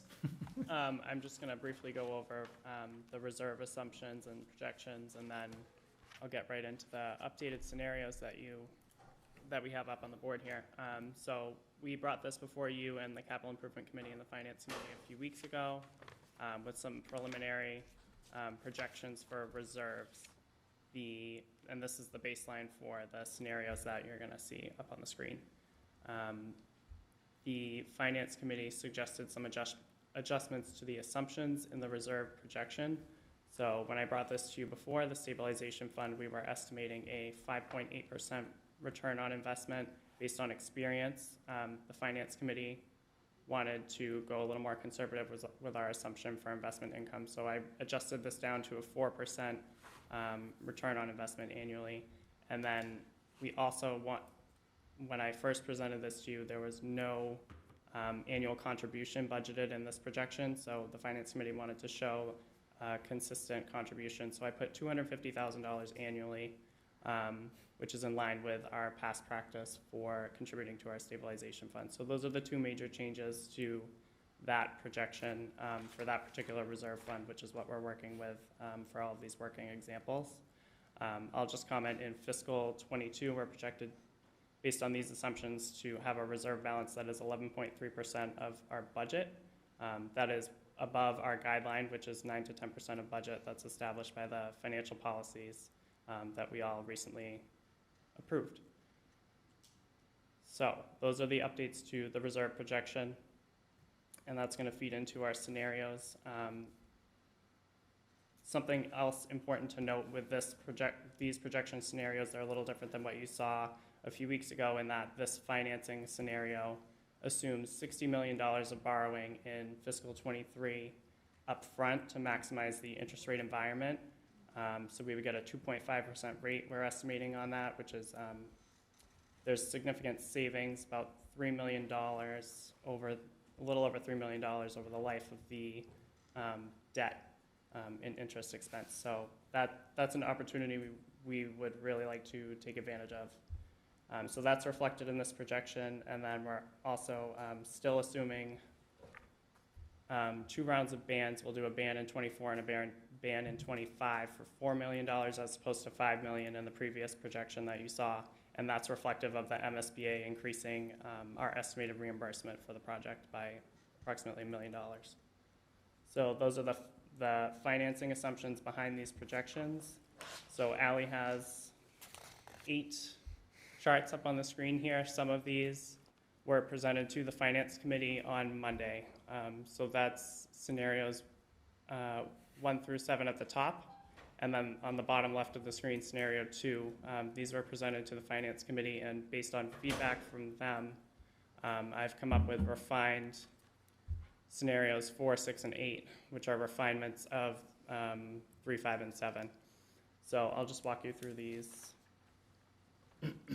briefly. So scenario 1, that reflects no use of reserves. So this is your representative of your tax impact to the median single-family home for the life of this debt. So this is peaking out at about $425 annually in fiscal 25 without any use of reserves. So we're trying to apply the reserves here to mitigate that increase. You can see there's peaks and valleys, so it's kind of sporadic. So what we've been tasked with here is to level that out to make sure that we have consistency year over year, while still staying within our guidance for using the reserve fund, that 9 to 10% of budget. Scenario 2 here, $365 a day, so applying $365 a day, $365 a year tax impact. That's utilizing $1.78 million of stabilization funds. That's something that was presented to you before. It looked slightly different because the structure of the debt was different when we spoke a few weeks ago. But that's still in the mix. And then I'll just bring you right to 4, 6, and 8. Scenario 4,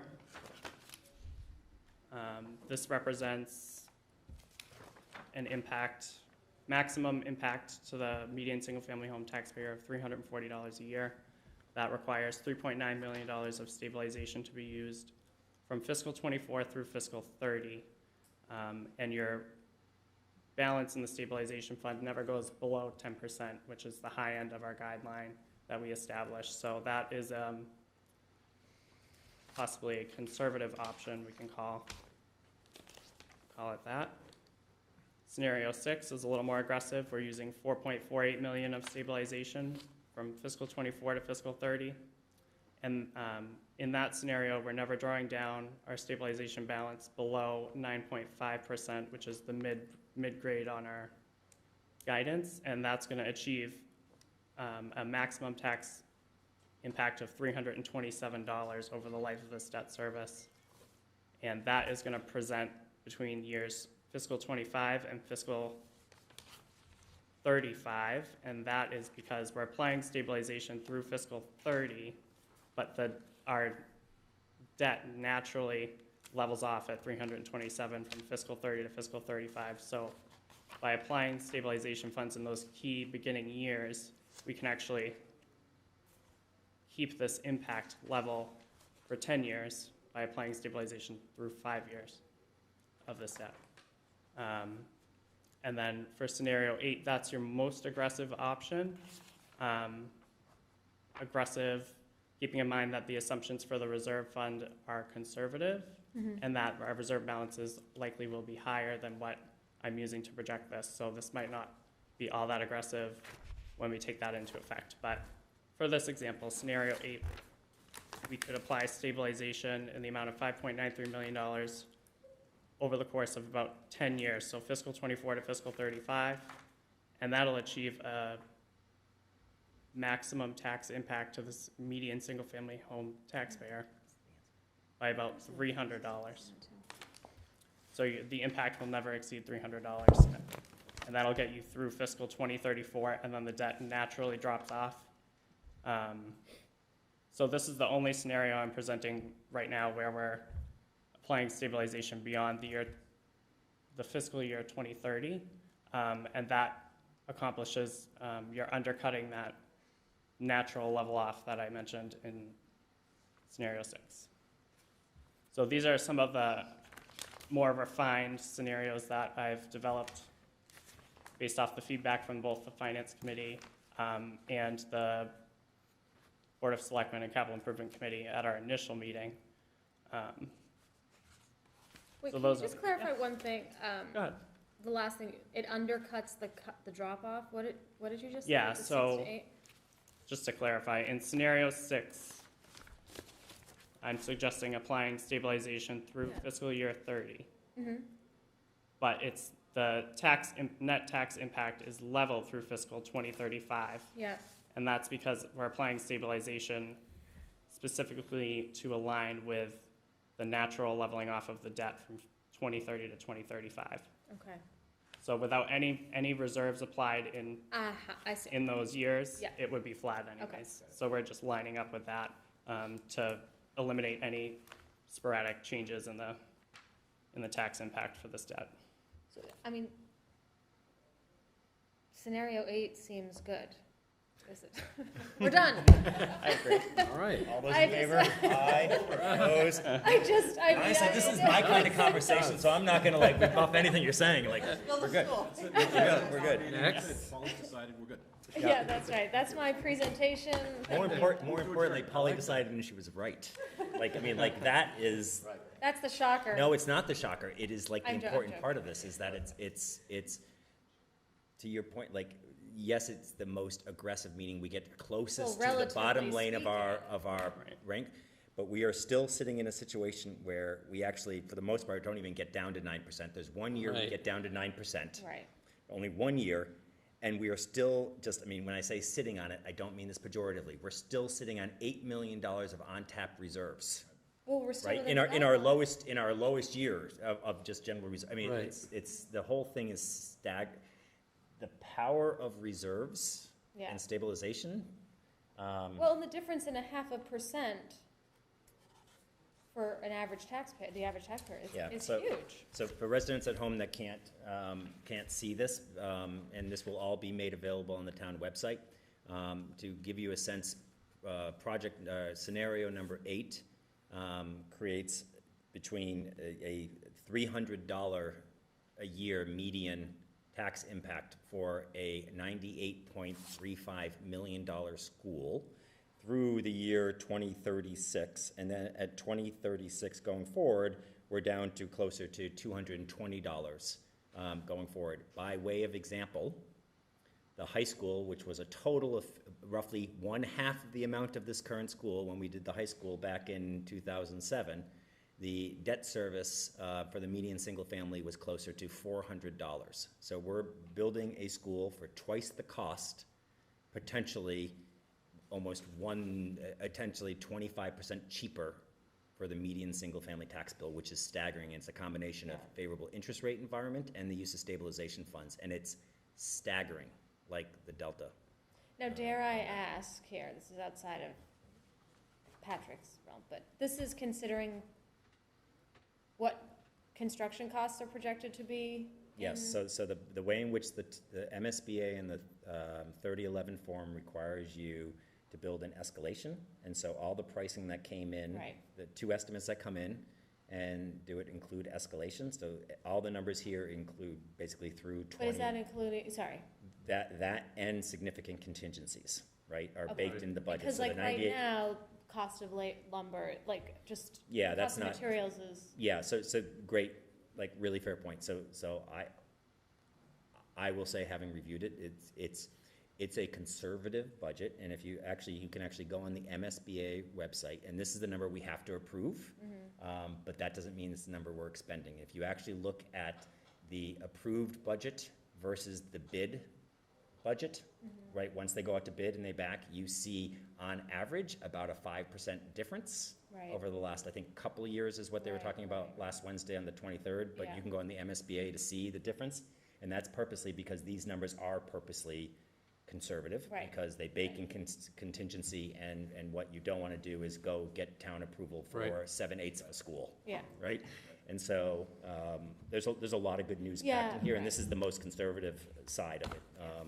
I think this is as great. well. I mean, this is really exciting. We're in good shape. I think it's nice work to Sean and everyone. I mean, I'm being lighthearted about it, but seriously, it's totally impressive. And Patrick, I really appreciate how clearly you've laid it out and in how many different ways you've laid it out, because it's so easy to really compare and get a good grasp. So I appreciate the presentation, and so anyway, I think it's all very exciting. And our most extreme scenario seems totally prudent. Not extreme. Well, I think what's interesting in where most people rightly so, are skeptical about municipal finance. And when projects like this typically come closer and closer to vote, there's always price creep, right? We're going in the other direction. Every time we have an update, the picture improves substantially, so this is terrific news. And it's, again, it's due to a lot of hard work from, some very talented people, so. I just want to thank Patrick and Amy.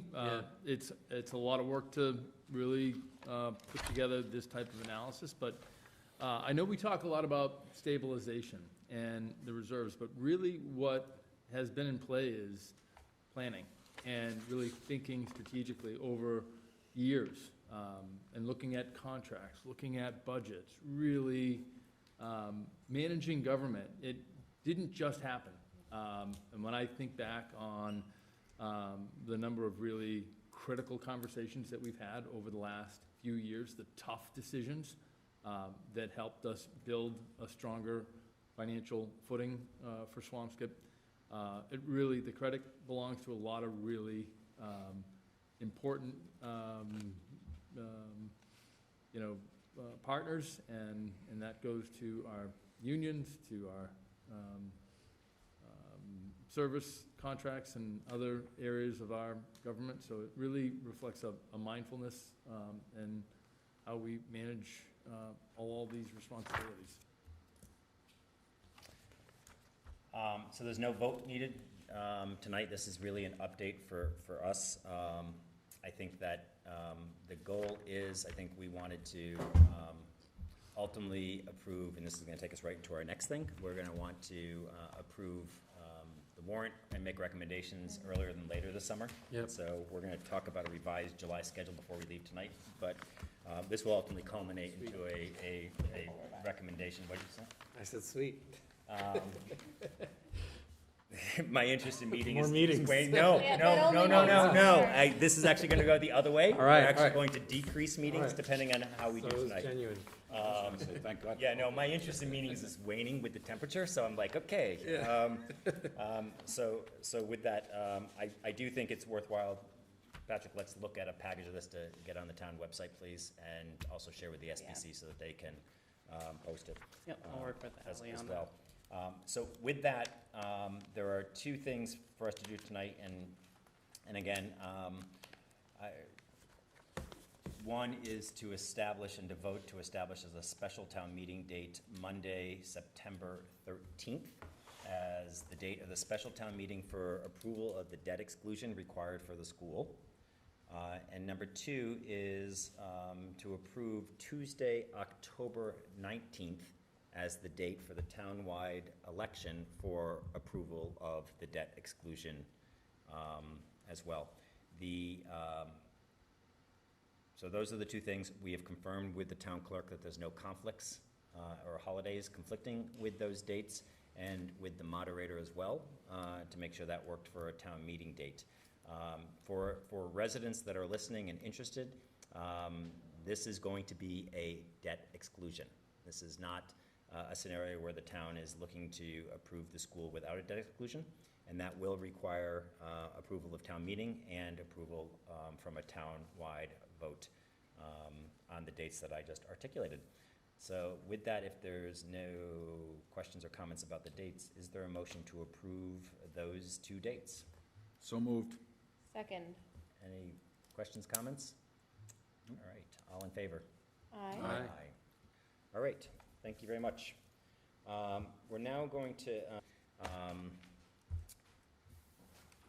I want to invite Marzi Galaska, our Director of Community and Economic Development. I think she has a brief presentation on the efforts of the Traffic Advisory Committee. If you recall, I can't remember how many months ago now, but almost 2 years ago now, this board revamped the Traffic Study Advisory Committee. Marzi, I don't know if you actually have the charge in your slide presentation, but there was a specific charge given to, it's okay if not, but the board,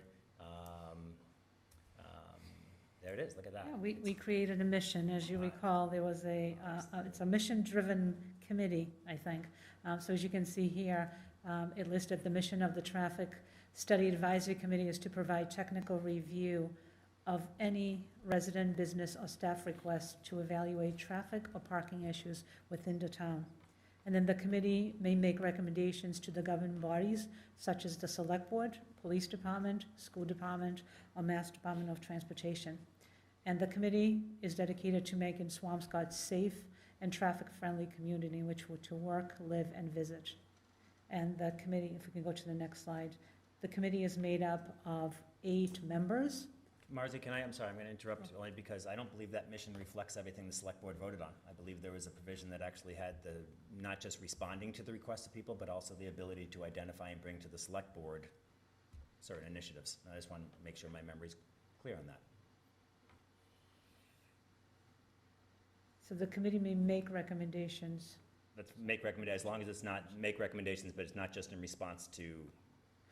Right, not to I just wanna respond make to, sure. yeah, so there may be 2 different, as you see, like the 2 different paragraphs that were included as part of the mission. So obviously, the first one would be to actually Right. listen to the comments or issues that are brought to us from the residents of the business community. Right. To address those issues, but also at the same time, make recommendations and really overall look at the issues that the town is facing and Right. make recommendations. Thanks, to sorry. it. So unfortunately, anyways, just if we can go back to the membership of the committee. The committee is made up of 8 members. There is a representative from the police department, the fire department, the Department of Public Works, Community Development, the Disability Commission, and there are 3 resident members that are appointed to the board. And to date, or actually since the mission has been updated, so that would be last year, 2019, the committee has been meeting this year alone, or since January 1st of 2021, we had about 4 meetings. The meetings are well attended. We seem to receive a lot of feedback from the residents. To date, we have approved 2 issues. One of them was a handicap parking space at 8 Hillside Avenue, and a request that we came to this honorable board to receive the approval for a no right-hand turn on red at Reddington Street, as I'm not sure if you recall. In addition, we receive a lot of concerns from the residents, and I just kind of listed the major issues or major concerns that we have heard and or tried to address. And the issues really deal with traffic and, in general, parking signs. We received over or close to 9 requests that really deal with traffic and signage. And that would be signage on Greenwood Ave, Puritan, Norfolk, Ingalls, Salem, and Essex Street. We received many concerns about traffic calming measures, and we received many requests for speed bumps, for speed tables, speed boards, to really look at the speed limits within the areas. And that was from residents of, again, Franklin, Suffolk, Norfolk, Essex, Puritan, Burrell Street, and Salem Street as well. We also received requests for assistance with crosswalks. The request was to place better sort of signage and ability to safely cross the sidewalks by residents. There is technology such as the rapid flashing beacons, as you recall. It's just really signage that when activated, it flashes and brings additional warning to cars that are driving by to slow down and allow residents to cross. And that request was made for areas of Humphrey Street, again, Essex Street, Salem Street, Paradise Road. So you can see that most of these requests are made for the major thoroughfare within the town. We also received several requests about designated bike lanes, to really extend them in the areas that we currently have, and to actually include new designated bike lanes on Essex Street. We also, again, heard from residents who are concerned about safety to their property, as well as pedestrian safety, and they requested jersey barriers. Those requests were made from residents of Essex Street, and they were at 2 separate segments of Essex Street. We also receive our request for new sidewalks that we are looking at, and that will be to put a sidewalk along Salem Street. If you recall where 1 Salem Street is, there is a strip of grass along the segment. So we're looking at the ownership to find out if we can put in sidewalks there to really create better traffic flow, actually walkability to Vinton Square on both sides of the road, as well as access by residents of 1 Salem Street.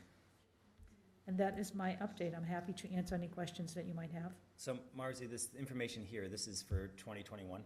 Yes. And so tell us this, we revised this committee back in 2019, correct? Yes. And so tell me how many meetings since 2019 has the committee had? In 2019, we probably had about 3 or 4 meetings. And it was, due to COVID, it was difficult to, believe it or not, even though during Zoom, it should have been much easier to have a quorum to be able to have a meeting, but unfortunately, that was not the case. So I think that when we originally approved this, we actually asked that all recommendations come to us, both ones that are voted unfavorably and the ones that are not voted unfavorably.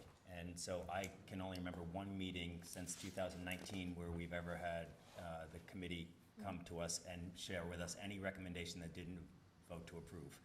So should we assume that that's the only recommendation that they haven't approved since 2019? That's correct. That's the only recommendation. We have a lot of outstanding issues right now. So I really appreciate let me just ask, so who's the chair of the committee? I am the chair of the committee. Okay. I really appreciate all the hard work, but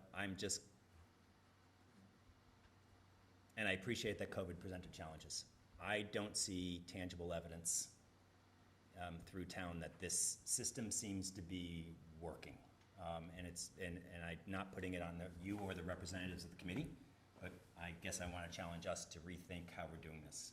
The town administrator for 24 months has been talking about pedestrian safety, and I don't believe that we can point to a single meaningful initiative.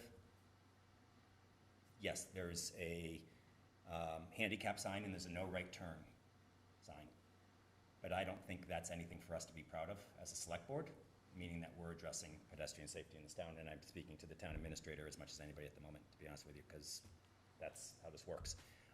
I don't believe that we have shown in a tangible way a seriousness that reflects the rhetoric that has been used to ask the town to approve a $100,000 traffic study, for us to revamp a whole committee, for us to ask residents to donate their time and give feedback. I haven't heard a single initiative that the committee came up with on their own that has been presented to us to vote on. But yet, we all know all the issues in town. We know where the safety issues are, and I appreciate the discussion about the pedestrian beacons, but where are they? We haven't had a request that we've had an opportunity to say yes or no to. We haven't been asked for capital. We've gone through multiple capital cycles at this point, and we haven't had not a single one for capital on it here.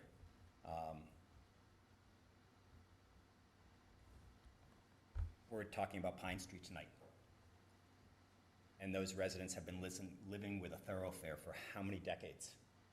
Decades. And in my 6+ years, I haven't heard a single recommendation from our police department. I haven't heard a single recommendation from staff to say, well, why don't we put a stop sign at Erie or Superior or Huron to at least slow them down? A stop sign, which is what, $150 and maybe some man hours to put a stop sign up? We have Burpee Road, which we just had an incredible ribbon cutting for a building that came up beautifully. And we've been talking with the neighbors about doing $50,000 or maybe $100,000 of improvements. That project got built faster than we have advanced conversations about safety on that street. And I'm sorry that I'm being really direct. They built an entire building faster than we advanced any conversation about public safety on their street.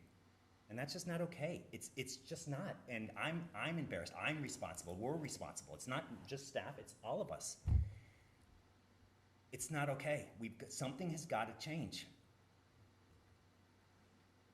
And I don't know what it is, because I really thought revamping this committee was going to change it, and it didn't change it.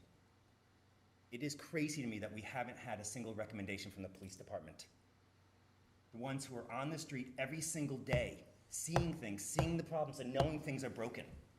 Not a single recommendation has come to us. But then in the past week, I appreciate that people recognize that there was an issue on Puritan Road near Iceman's Beach. And I appreciate that someone decided to take initiatives and put up 2 speed bumps. Those speed bumps should have been there years ago. Not those speed bumps, because those speed bumps were small and narrow and you know, cause accidents with bikers. Especially when they're put up and there's no signage saying, warning, speed bumps. And so while I appreciate the idea, and I don't want my words tonight to cause anybody to take initiative. I want the initiative, right? And I want smart initiative. But we've got to figure something out, and it is a we. Like, it's all of us. Walker Road, I appreciate what we're doing there. It needs to be made pedestrian safe. It's not. It is just not pedestrian safe. And I appreciate the test, and the one-way test I think have been great because we've made great data. That roundabout was a complete miss. Not in an idea, it was an execution. The people that set it up, from the town staff, from the police staff, from others, seeing it. You didn't need to pass it more than once to understand that cars could not safely turn around it without doing multiple turns. In the middle of an intersection. And we just can't be doing this. And so again, I'm not saying this to deter the initiative. I'm saying it to increase the challenge to all of us, because I think we have fallen down on this. And the few things that we've done, I'm grateful for. I really am. I appreciate that we've been able to address some of the concerns. And I think you've heard me in the past say that everything needs to come to us. Yes, we're the superintendent of streets, so technically a lot of things need to come to us, but there are a lot of small things that can just happen, right? And I want them just to happen personally, because we have too much going on here, and you guys have great ideas, and go do them, right? But something, I'm gonna stop here. Something is being missed right now, and it's on us. And I don't believe the town is safer 2 years later for pedestrians than it was, and I think that's got to change now. So let me just stop there and welcome anybody on the board. Well, Peter, I appreciate that, and again, no disrespect to the people that have been working on it, but what I think we really need, and what I've kind of been expecting, is literally a pedestrian traffic study master plan, right? Which includes, again, we've got a waterfront master plan that includes grandiose and includes simple, right? We've got a development master plan. Why don't we have, many of these issues we recognize, they've been issues for decades. And again, as you said, some, with a comprehensive plan, some are an easy fix, some are more complicated. But, the status quo is kind of unsustainable because we keep continuing to have incidents, and, we're just not, the system isn't currently working because we're not coming up with the solutions that we need. And we're not implementing enough, and some we've got to do some immediate triage, and some are a little more complex issues like the crosswalk in front of the church. But, again, I think it's not as though we're creating new issues. It's generally the same issues, unless new issues are being created by new development or something of that nature. But a lot of these are generational issues. So personally, I like the idea of a master plan with a deadline, a relatively short deadline, but I don't know what the fix is either, Peter.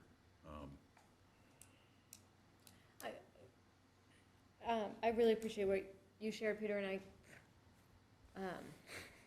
feel like I always talk about Burpee Road, but it is an example of, I am frustrated and disappointed with and I think I can speak for the neighborhood with that, with the development that's happened, and then sort of an inconclusive or underwhelming response to traffic safety. It's a very dangerous street, and I'm just giving that as a personal example of understanding the impact of your quality of life and safety and everything for anyone else who lives on the numerous other streets in town that are really dangerous too. I don't know. I agree that it's not. The system currently isn't working how it's set up, and I don't quite know why. I'm wondering if it would be helpful. I understand why the Traffic Advisory Committee is made up of town officials, because they have the expertise and they have the right kind of questions in mind. At the same time, I think, They all have a lot going on, so I think the time that they're able to consistently dedicate, understandably, like truly, truly understandably, isn't as much as maybe an independent advisory committee. And then second, I think just by human nature, you know, if I were the DPW person, I'd be thinking about the speed bumps that people want. It's like, oh, I don't, you know, plowing around that is not good. Or the police officer who's like, we shouldn't put that there because we don't have enough guys to drive around and enforce that parking sign. So I get why, but I don't know whether there's so much insight into that might sort of impact the progressiveness of some of the change. I'm thinking out loud. I hope that's okay. So I don't know whether it's more, maybe we have more residents on a committee. I'm just, again, just throwing ideas out there, and then we run it by sort of some of the town staff that's on it, and it's vetted sort of at a different level with that, just so maybe things can get pushed to at least off the initial platform, and then sort of more closely vetted, I don't know, at a later point. But those are my only thoughts for now. Well, one thing, if I could just add, is that the town is just preparing to go out to bid on the annual contracts for roadway, for street repair and paving and sidewalks and things like that.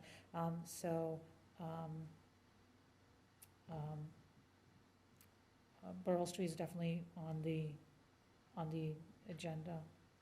Burpee, you mean? Burpee, I'm sorry. So can you speak to specifically what's happening on Burpee that's a traffic calming or pedestrian? I mean, nothing's been brought to us. Right. So I'm just curious as to, I mean, I mean, speed has been the biggest complaint, I think, universally. So what speed-wise is being done as part of this? Absolutely, I'll be happy to do that. We had met with the residents, and the consensus has been that the funding that was allocated as part of the Michon project, that the residents, that we would install sidewalks for pedestrian safety on the opposite side of the road. As part of that project, DPW is preparing to repave the roadway and installed speed bumps on the road, as discussed and requested by the residents. So are these things that went through the traffic study committee? Or are these things that didn't? Just help us understand the process. For example, if this is the first I'm hearing about speed bumps going forward, I actually heard, I believe, that there was opinions expressed in town hall that speed bumps weren't going to happen and something else was going to happen. So what you're saying tonight is encouraging to me, but I'm just so you know, it's the first I'm hearing. I'm guessing others might be hearing. Well, I apologize for that perhaps you weren't aware. We did hold several meetings with the residents, with the neighbors, to really build consensus and really understand of what the neighborhood concerns and the issues have been. And the proposal is a result out of the meetings that we had with the neighbors. So obviously we realized at the beginning when there was only $50,000 that was allocated to neighborhood improvements. So the two issues that were of the biggest concerns were pedestrian or ability to safely walk for pedestrians on the street, and definitely traffic calming measures. The DPW department actually did secure or has some additional funding, so we thought to make the biggest and best improvements, it really is wise to do the entire roadway improvement project, fix the road, fix the sidewalks, and really have a comprehensive plan that will really complement the new school and some of the improvements that the town, as well as the developer and the neighborhoods and the neighbors, have been making in the neighborhood. Great. So is there a plan that you can send us that shows those improvements and the speed bumps that you referenced? Yes, I can send you. All right, that would be great if you can send that to us. So I think that there are, I'm sorry, let me just stop here. Neil, did you want to, I don't mean to kick in. No, I mean, I don't have an answer like anyone else, but I mean, it seems like the way this committee is operating right now is it's very reactive. I mean, it seems like it's waiting for requests, and I don't think that's the way, if we're looking for more quicker progress, that it needs to be much more proactive. So I don't know if the current structure of the committee is what's getting in the way of that, or just the you know, the lack of meetings or whatever it is, but just seems like, you don't need to wait for a resident request to address a lot of the issues that are around. But other than that, I don't have anything else to add. So I think there's, I think the money for the Mashon was set aside as a result of a project. That doesn't, I believe street safety is independent of that. The town's responsibility for street safety is an addition to that, not that, right? And so isn't it great that there was a project that has some mitigation dollars to be able to do more because more needed to be done there, but we still own the responsibility of the baseline safety issues. And I think what I guess, so I appreciate that. I look forward to seeing that plan. But I think in the short run, I think I would suggest two changes in the short run. Number one is, first of all, ask that the select board receive monthly updates of every request made, the status of the request, and any initiatives being discussed by the traffic advisory, so that we are made aware of that. And then number two is, and I tried to quickly look up here, I don't know if we actually have a liaison to the Traffic Study Advisory Committee. We don't. But it's time for us to have a liaison and someone who actually will be able to attend those meetings as opposed to just facilitate those meetings. Just because I do think it's important to,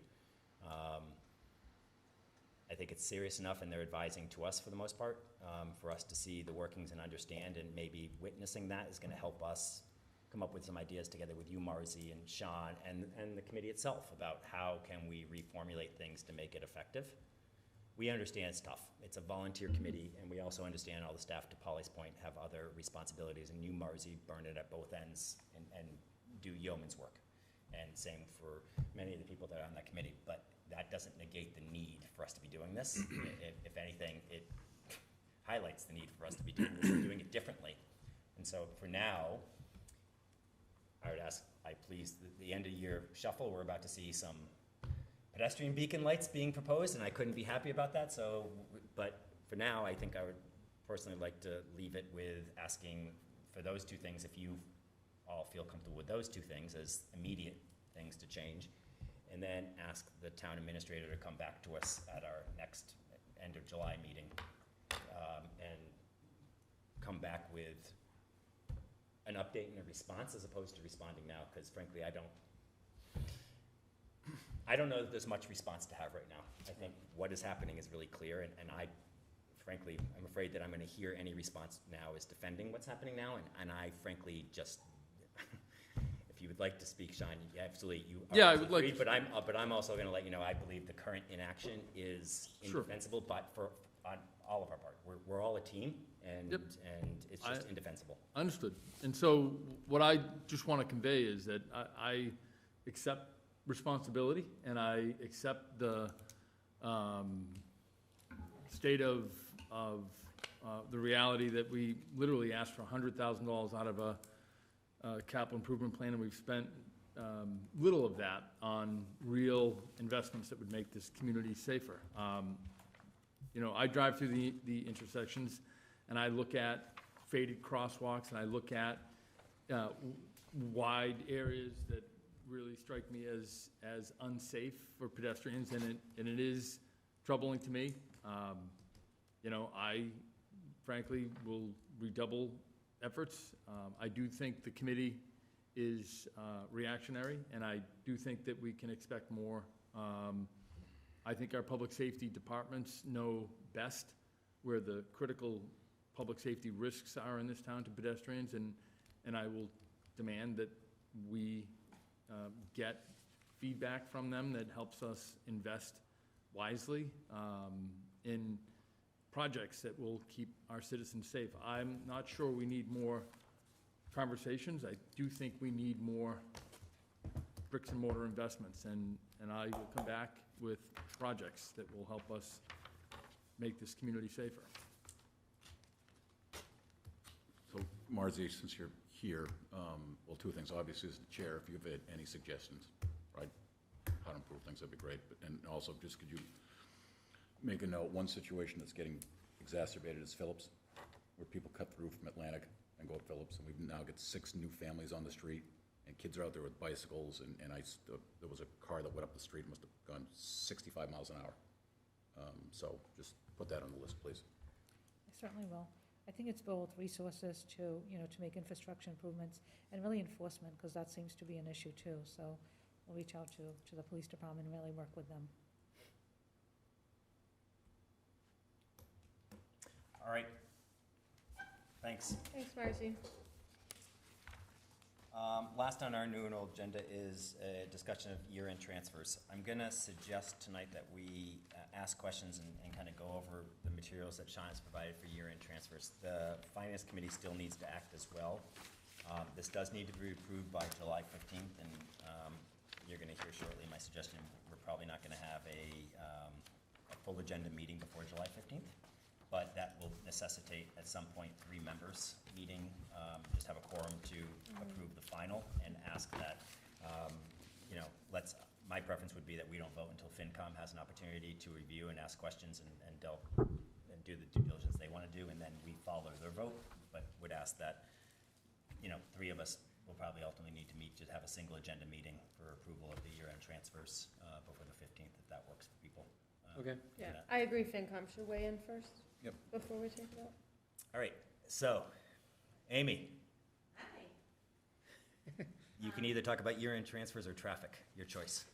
We have pedestrian solar signs on this shuffle, so I will be talking about both. I can apparently go in depth as needed on pedestrian signs, since Gino did provide me with the data, which I shared with Ally. You guys wanted to delve into that. So I don't think so, because I don't think, frankly, it's going to be legible to anybody who's looking on a screen. Yeah, Yep. so I think, but also for the cable folks, it's not legible either, to be honest with you, so much detail. So I guess the way in which to do it, Amy, you tell me if you want to go through something more formally or to have board members, do board members want to just ask questions or hear line by line by line by line of this? What is helpful to board members to just go to questions? I do just want to let everyone know that if you were looking at the full spreadsheet, the color banded rows are the rows that have to be voted on. Those are the legal lines. The white lines are there just to provide additional detail. Okay. If you're looking at the memo, they're all colored lines, and either way, color is what you're voting on. All right.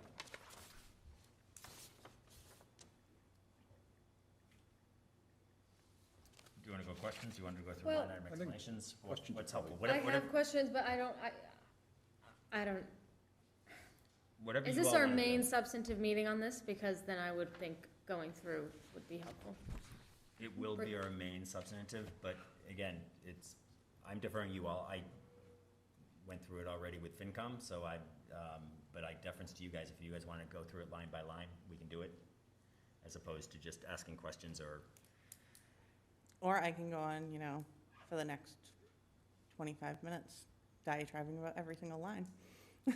All right, so let's do this. There's an in-between, I In think. the interest of helping make a decision here, let's do the abridged version and focus on. We can do the top 5. On the bigger line items that are the bigger concerns, and particularly ones that would otherwise seem like, why didn't we have it right in the budget? Yes. And what went wrong, such that we Surprises. didn't have it right. Yes. Right? Yes. I think is where and then we'll redirect you to other ones if you didn't talk about them. May or may not be 200. So the biggest elephant on the list is the employee group health insurance, which we will need a $215,000 transfer into this line.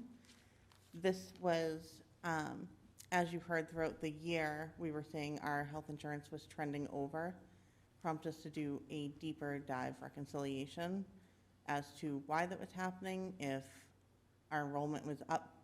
Our original assumption was enrollment was up due to COVID, a lot of family members losing their jobs coming onto our health insurance, turning people who weren't on our insurance into family plans and such. That was the original assumption, and that was what the assumption was going into the reconciliation, to prove out how many new employees went on, how many new family plans, as those are the most expensive.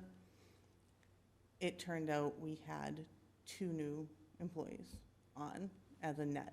So that was obviously not what happened. And that was something, I did the full reconciliation. I shared it with Martha Seibert as well, because we were concerned that the driving force may have been on the school side. As we dove into it, we went back to the original forecasting sheet and noticed a formula error in the Medicare Part B premiums. It did not multiply by 12. So it was... It's like a system error? No, it was an Excel spreadsheet. Like an Excel formula. Yeah. Right. That's what I mean. You can call it a system. Yeah. Yes. But it wasn't just misentered, like, No, it was a human error in Excel. okay, that's what I'm getting at. Yeah, so it only accounted for 1/12 of that cost in that line, which resulted in a little over $400,000 in shortcomings. But ultimately, we were able to cover enough on our own, so we are only at $215,000 that's needed in this line. So because you had excess already in that line item, you're able to roughly half of it. We do build into it that we assume all new hires will come on with a family plan so that we aren't caught in this position. This was corrected before we went to annual town meeting with the budget, so our fiscal '22 budget does not present the same problem. Gotcha. So I will not be here next year asking for more for the same reason. Unless we have a bunch of new. Go ahead, keep going, let's go down your Okay. list. Thanks. Next is our legal counsel, tied in second, third place for $45,000 needed. The bulk of the $45,000 was an additional $25,000. Because we were without an HR director, we did need additional legal support in our HR consulting support. That was $25,000 of it. The rest was just an increased utilization of town council for routine government matters and town meeting. Specifically, they have to review the wording on all the zoning bylaw changes. And that was a significant amount of articles, as you remember, so a significant amount of back and forth. Okay. Next, we have everyone's favorite, the solid waste and rubbish removal, also at $45,000. This was an increase in the tonnage for tipping fees. The tipping fees, $75. And our trash tonnage is down 7.9% over last year, but the recycling tonnage is up 22% over last year. So while it is,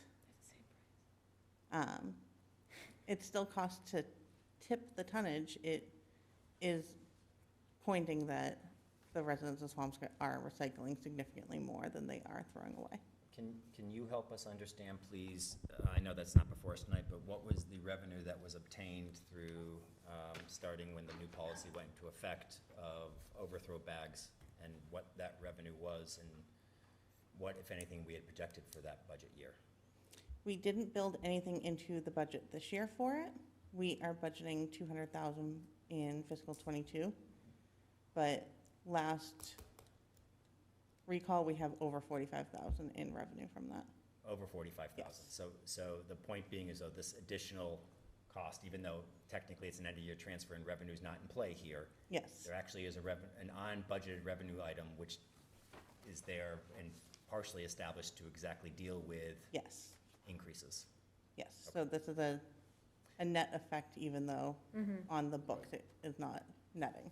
So does that mean that this is the process for that every year, or does that mean? As of now. Until we create a dedicated fund for that revenue, Yeah. it goes into the general fund, so it doesn't get to directly offset. Right. It will come out in end-of-year free cash balancing acts, and we'll end up having to do this end-of-year shuffle until we fix that. And also the solid waste advisory committee's on that also, and also, you know, understanding, which the committee will also look at, SWAC, as I've been calling it, very sleek. So we want to make sure that it's not dramatically over Right. that's the what I was amount gonna in ask. fees. So we have to, this SWAC committee will be doing that analysis. Mhm. with And you we there. do have for budget presentation for fiscal '22, we do have the solid waste revenue separated as its own line, so we'll be able to see that at a glance. Yeah. All right, public works signs. Yes, so at the request of our town administrator and director of public works, after reviewing the pedestrian traffic study, there's a request for 4 sets of pedestrian solar LED flashing traffic signs, which are the ones suspended on the tall poles, the yellow pedestrian sign with LED flashers around it and a solar panel at the top. The crosswalks that those are the crosswalks that those are going to be put on is still in discussion. The intention is to make sure that these school crosswalks are safe as well as other key areas around town. And I would say our 5th highest would be the harbor master equipment maintenance, which was discussed at Monday night's finance committee meeting. We did have a catastrophic engine failure of the engine on the harbor master boat. And since it is summer and peak time, and this is a public safety issue, it is important that we get this replaced. It has already been deemed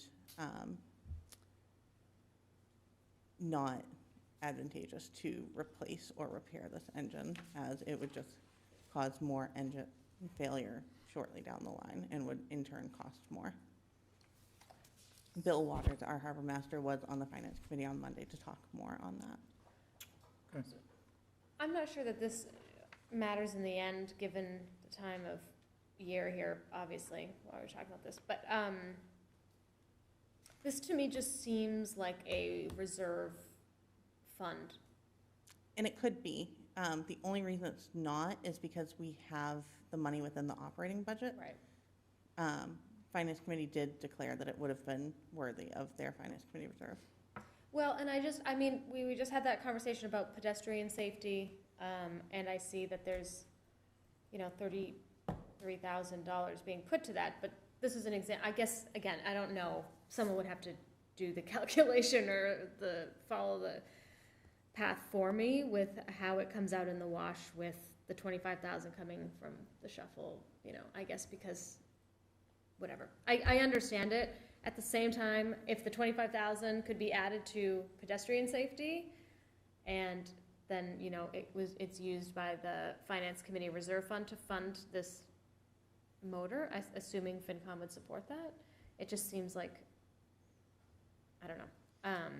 So my thought, with the reserve fund is that those typically should be, extraordinary, unanticipated uses that, if it becomes too convenient to look to the reserve fund, it'll be used for just about anything. This isn't just about anything, though.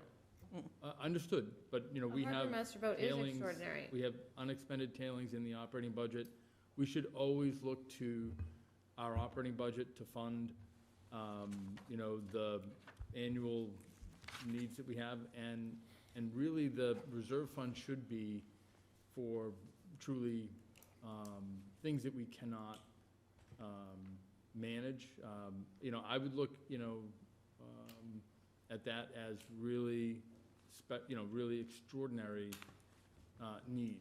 Things that would happen either through a weather event or some things that you just couldn't anticipate. Yeah, by its legal definition, everyone knows this like ad nauseum, but it's unforeseen or extraordinary, right? So it doesn't have to be extraordinary, but And unbudgeted. what's that? And unbudgeted. Yeah, right. Yes. And I just think we finished, this is just an example, it happens to be the timing, a really important conversation about pedestrian safety and your own taking responsibility, which I'm not even suggesting you necessarily should have, I just, but even you're recognizing that that needs to be a bigger focus. So it would just seem like an opportunity where it could have like doubled the funding toward that, for example. I don't know when the motor became dysfunctional or how long we've known. Did it happen over the winter and we could have addressed this in January? Memorial Day. I'm sorry? Tuesday after Memorial Day. So like 2 months ago. Yeah. Not even. Thank you. Right. No, like, yeah. A month ago. A month ago. So, anyway. I guess again, I don't know because of the timing of all of this that it would have mattered because of how the reserve fund functions and how it's, part of the planning every year. But, anyway, that's my thought. Other questions on the transfers for now? No. Nope. Holly, you good? Yes. Oh, I had a question, I'm sorry. Just the partial vacancy and assessor role, is there like an update on what's happening with that? Yep, so we have our assessor. He started with us in Yes. January. Yeah. So this is just the vacancy from before he was hired. And he is hiring an administrative assistant, Okay. Which the interview process has ended, and I believe they have extended an offer. So Okay, we're just waiting on that person. great. All right, thank Thank you. Amy, appreciate it. Thank you, Amy. We're going to go on to the consent agenda. Consent agenda is an agenda designed to expedite the handling of routine and miscellaneous business of the board. The board can adopt the entire consent agenda in a single motion and vote, or at the request of any board member, any item may be removed from the consent agenda and placed on the regular agenda for discussion and vote. Tonight we have 3 items on the consent agenda, 2 votes to accept a gift for the Windsor Avenue Playground, and 1 vote to approve a common victualer's license for Zest Friends located at 286 Humphrey Street. There's 4, there's the minutes too. Sorry, and there's 4th, a vote to approve the minutes from June 16th, 2021. Is there I move to approve the consent agenda. Second. All those in favor? Aye. All right, we're going to move on to the town administrator's abbreviated report. Sure. So I'm pleased we have a new HR director, Ms. Tanya Shalop.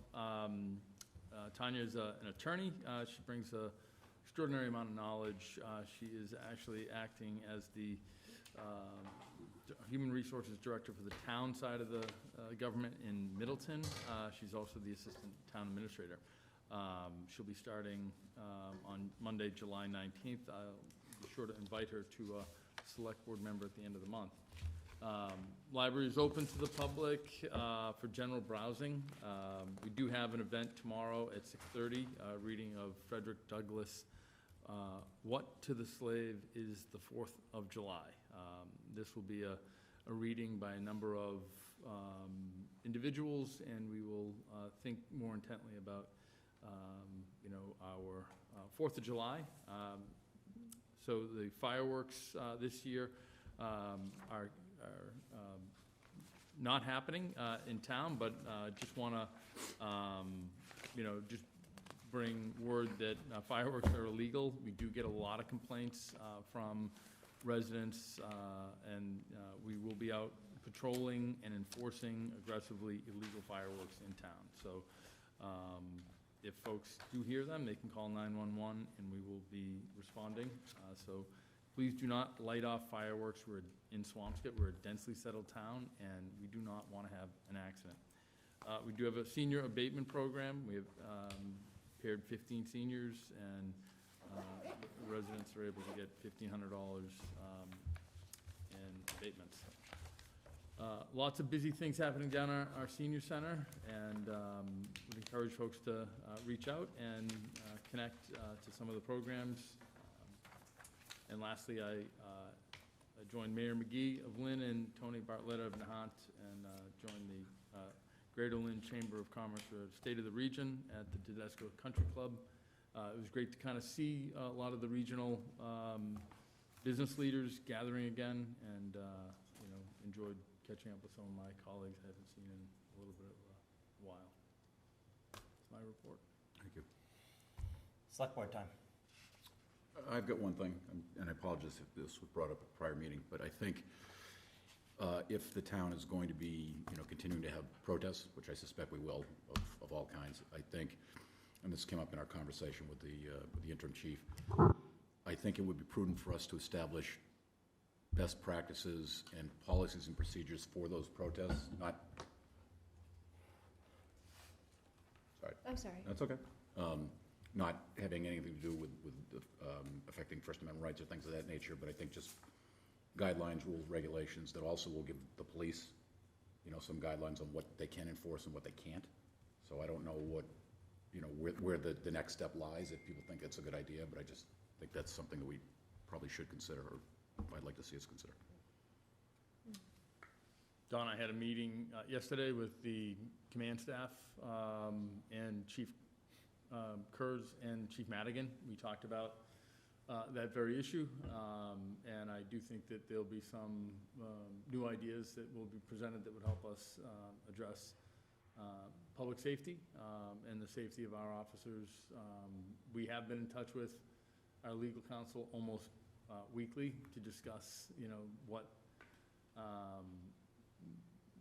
actions the police can take and what rights citizens have to protest, and it does present some complexities, but certainly looking at ways that we can balance some of those responsibilities. It was interesting to just hear his comments, having been the former police chief in Durham, where they were able to find a balance between, certainly as a university, a conservative town with a university campus, they had, many different protests of all different kinds, and they were able to find a balance between, allowing and encouraging protests and yet just having some rules and regulations for public safety. So I do think, Don, I think we all received an email from a resident, not a resident, but someone asking about signs on the monument and things of that nature. And in that email, that person indicated specifically a conversation that person had with a police officer, specific police officer. And in the email, that woman said that a police officer specifically told her that the select board had instructed them not to enforce town bylaws. And so I wanted to give this board a chance, if any one of us want to acknowledge being that select board member that told a police officer not to enforce our bylaws. Now might be a good time for us to acknowledge it. Otherwise, I think as though we should be really clear, and maybe the police department should be very clear that no one has instructed anyone not to enforce bylaws. And I think it's unfortunate if that's if that communication really did happen and it was a very specific. The woman did not. She wasn't short on specifics as to who, how, and when that conversation happened. I think it's really unfortunate that if the police department is going to use the select board or a town official as the reason they're not enforcing or trying to moderate and mediate circumstances, I think that's unfortunate. So to be clear, the expectation is that uniformly rules are enforced and done it in a way to minimize conflict and keep peace and order. I agree. Other questions, other statements for select board time? I don't have anything. Really quickly, Polly attended, I'm sorry, Polly, Nope. Polly attended and I attended a Mass Select Board Association event today on mental health and policing. And we heard from the crisis management team, crisis intervention team from Brookline, which was really impressive about their efforts in integrating mental health services and mental health response with their police force, and having the CIT training involves having districts having at least 20% of their officers trained in crisis intervention. We also heard from a triumvirate of communities, and it's worth mentioning the communities because I think it's really interesting. It's Deerfield, it's Greenfield, and it's Montague. And I specifically point out Montague because they have entered into a 3-town agreement where they actually have a public health professional who rides with the Greenfield police and is dispatched, and not just to Greenfield, but to Deerfield and to Montague as necessary when situations arise to reduce the number of, Section 12s and mental health incidents in their town. And I mentioned during the event, and I want to mention it now, if Montague can figure out how to successfully integrate mental health services and support in a way to reduce the number of Section 12s and to help our residents with mental health needs, then surely Swampscott can figure it out as well. And there's a lot of grants and a lot of opportunities, and I'm hopeful that that's something that we as a town can look at. This presentation is a webinar, and we'll send you the link when it becomes available. It was neat hearing those public safety officers all speak about it, and with the passion that they all spoke about it, so. Yeah. I thought that was great. All right, with that. Wait, no, I do, oh, I you thought do, I'm you, sorry. I Please just go didn't ahead. want to interrupt you. No, I'm So sorry. yes, it was really interesting, and I will just say also, Greenfield, is a community with a lot of mental health, challenges, I think.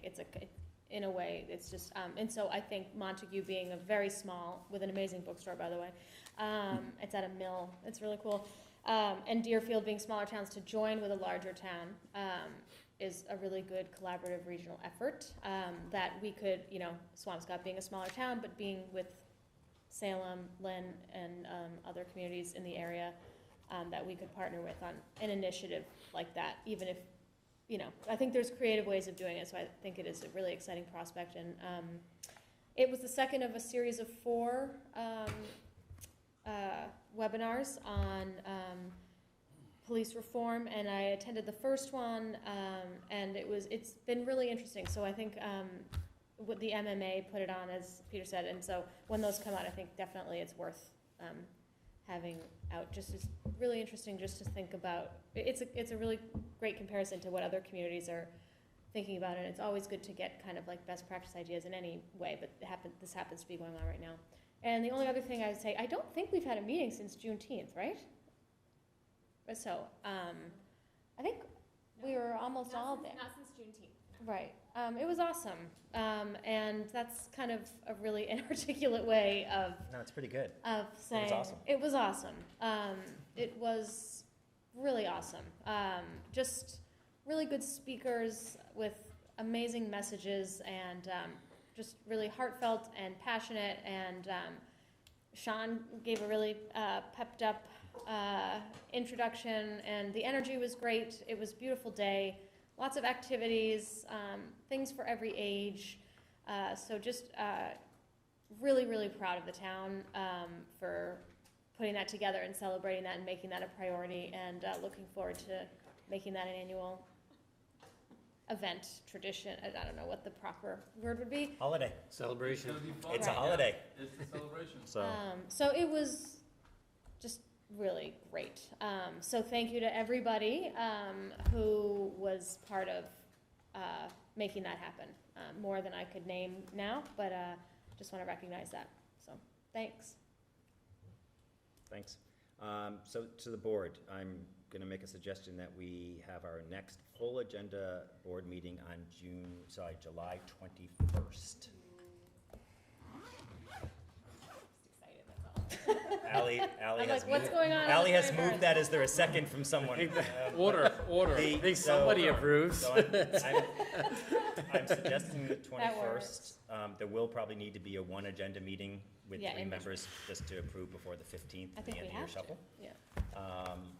But does, in concept, July 21st seem okay? Yes. Yes. If I don't need to be here in person, it does. Yeah, I don't think you need to be here in person. Yeah. I'll be away that week, so. That works. All right, so why don't we if you're okay with it, we'll tentatively have that be the date, and I think it's gonna give staff a breather of preparation for these meetings, and we'll have a full agenda come that date. Sure. All right? Okay. All right, with that, is there a motion to adjourn? So moved. Second. All those in favor? Aye. Aye. Good night, everyone. Thanks.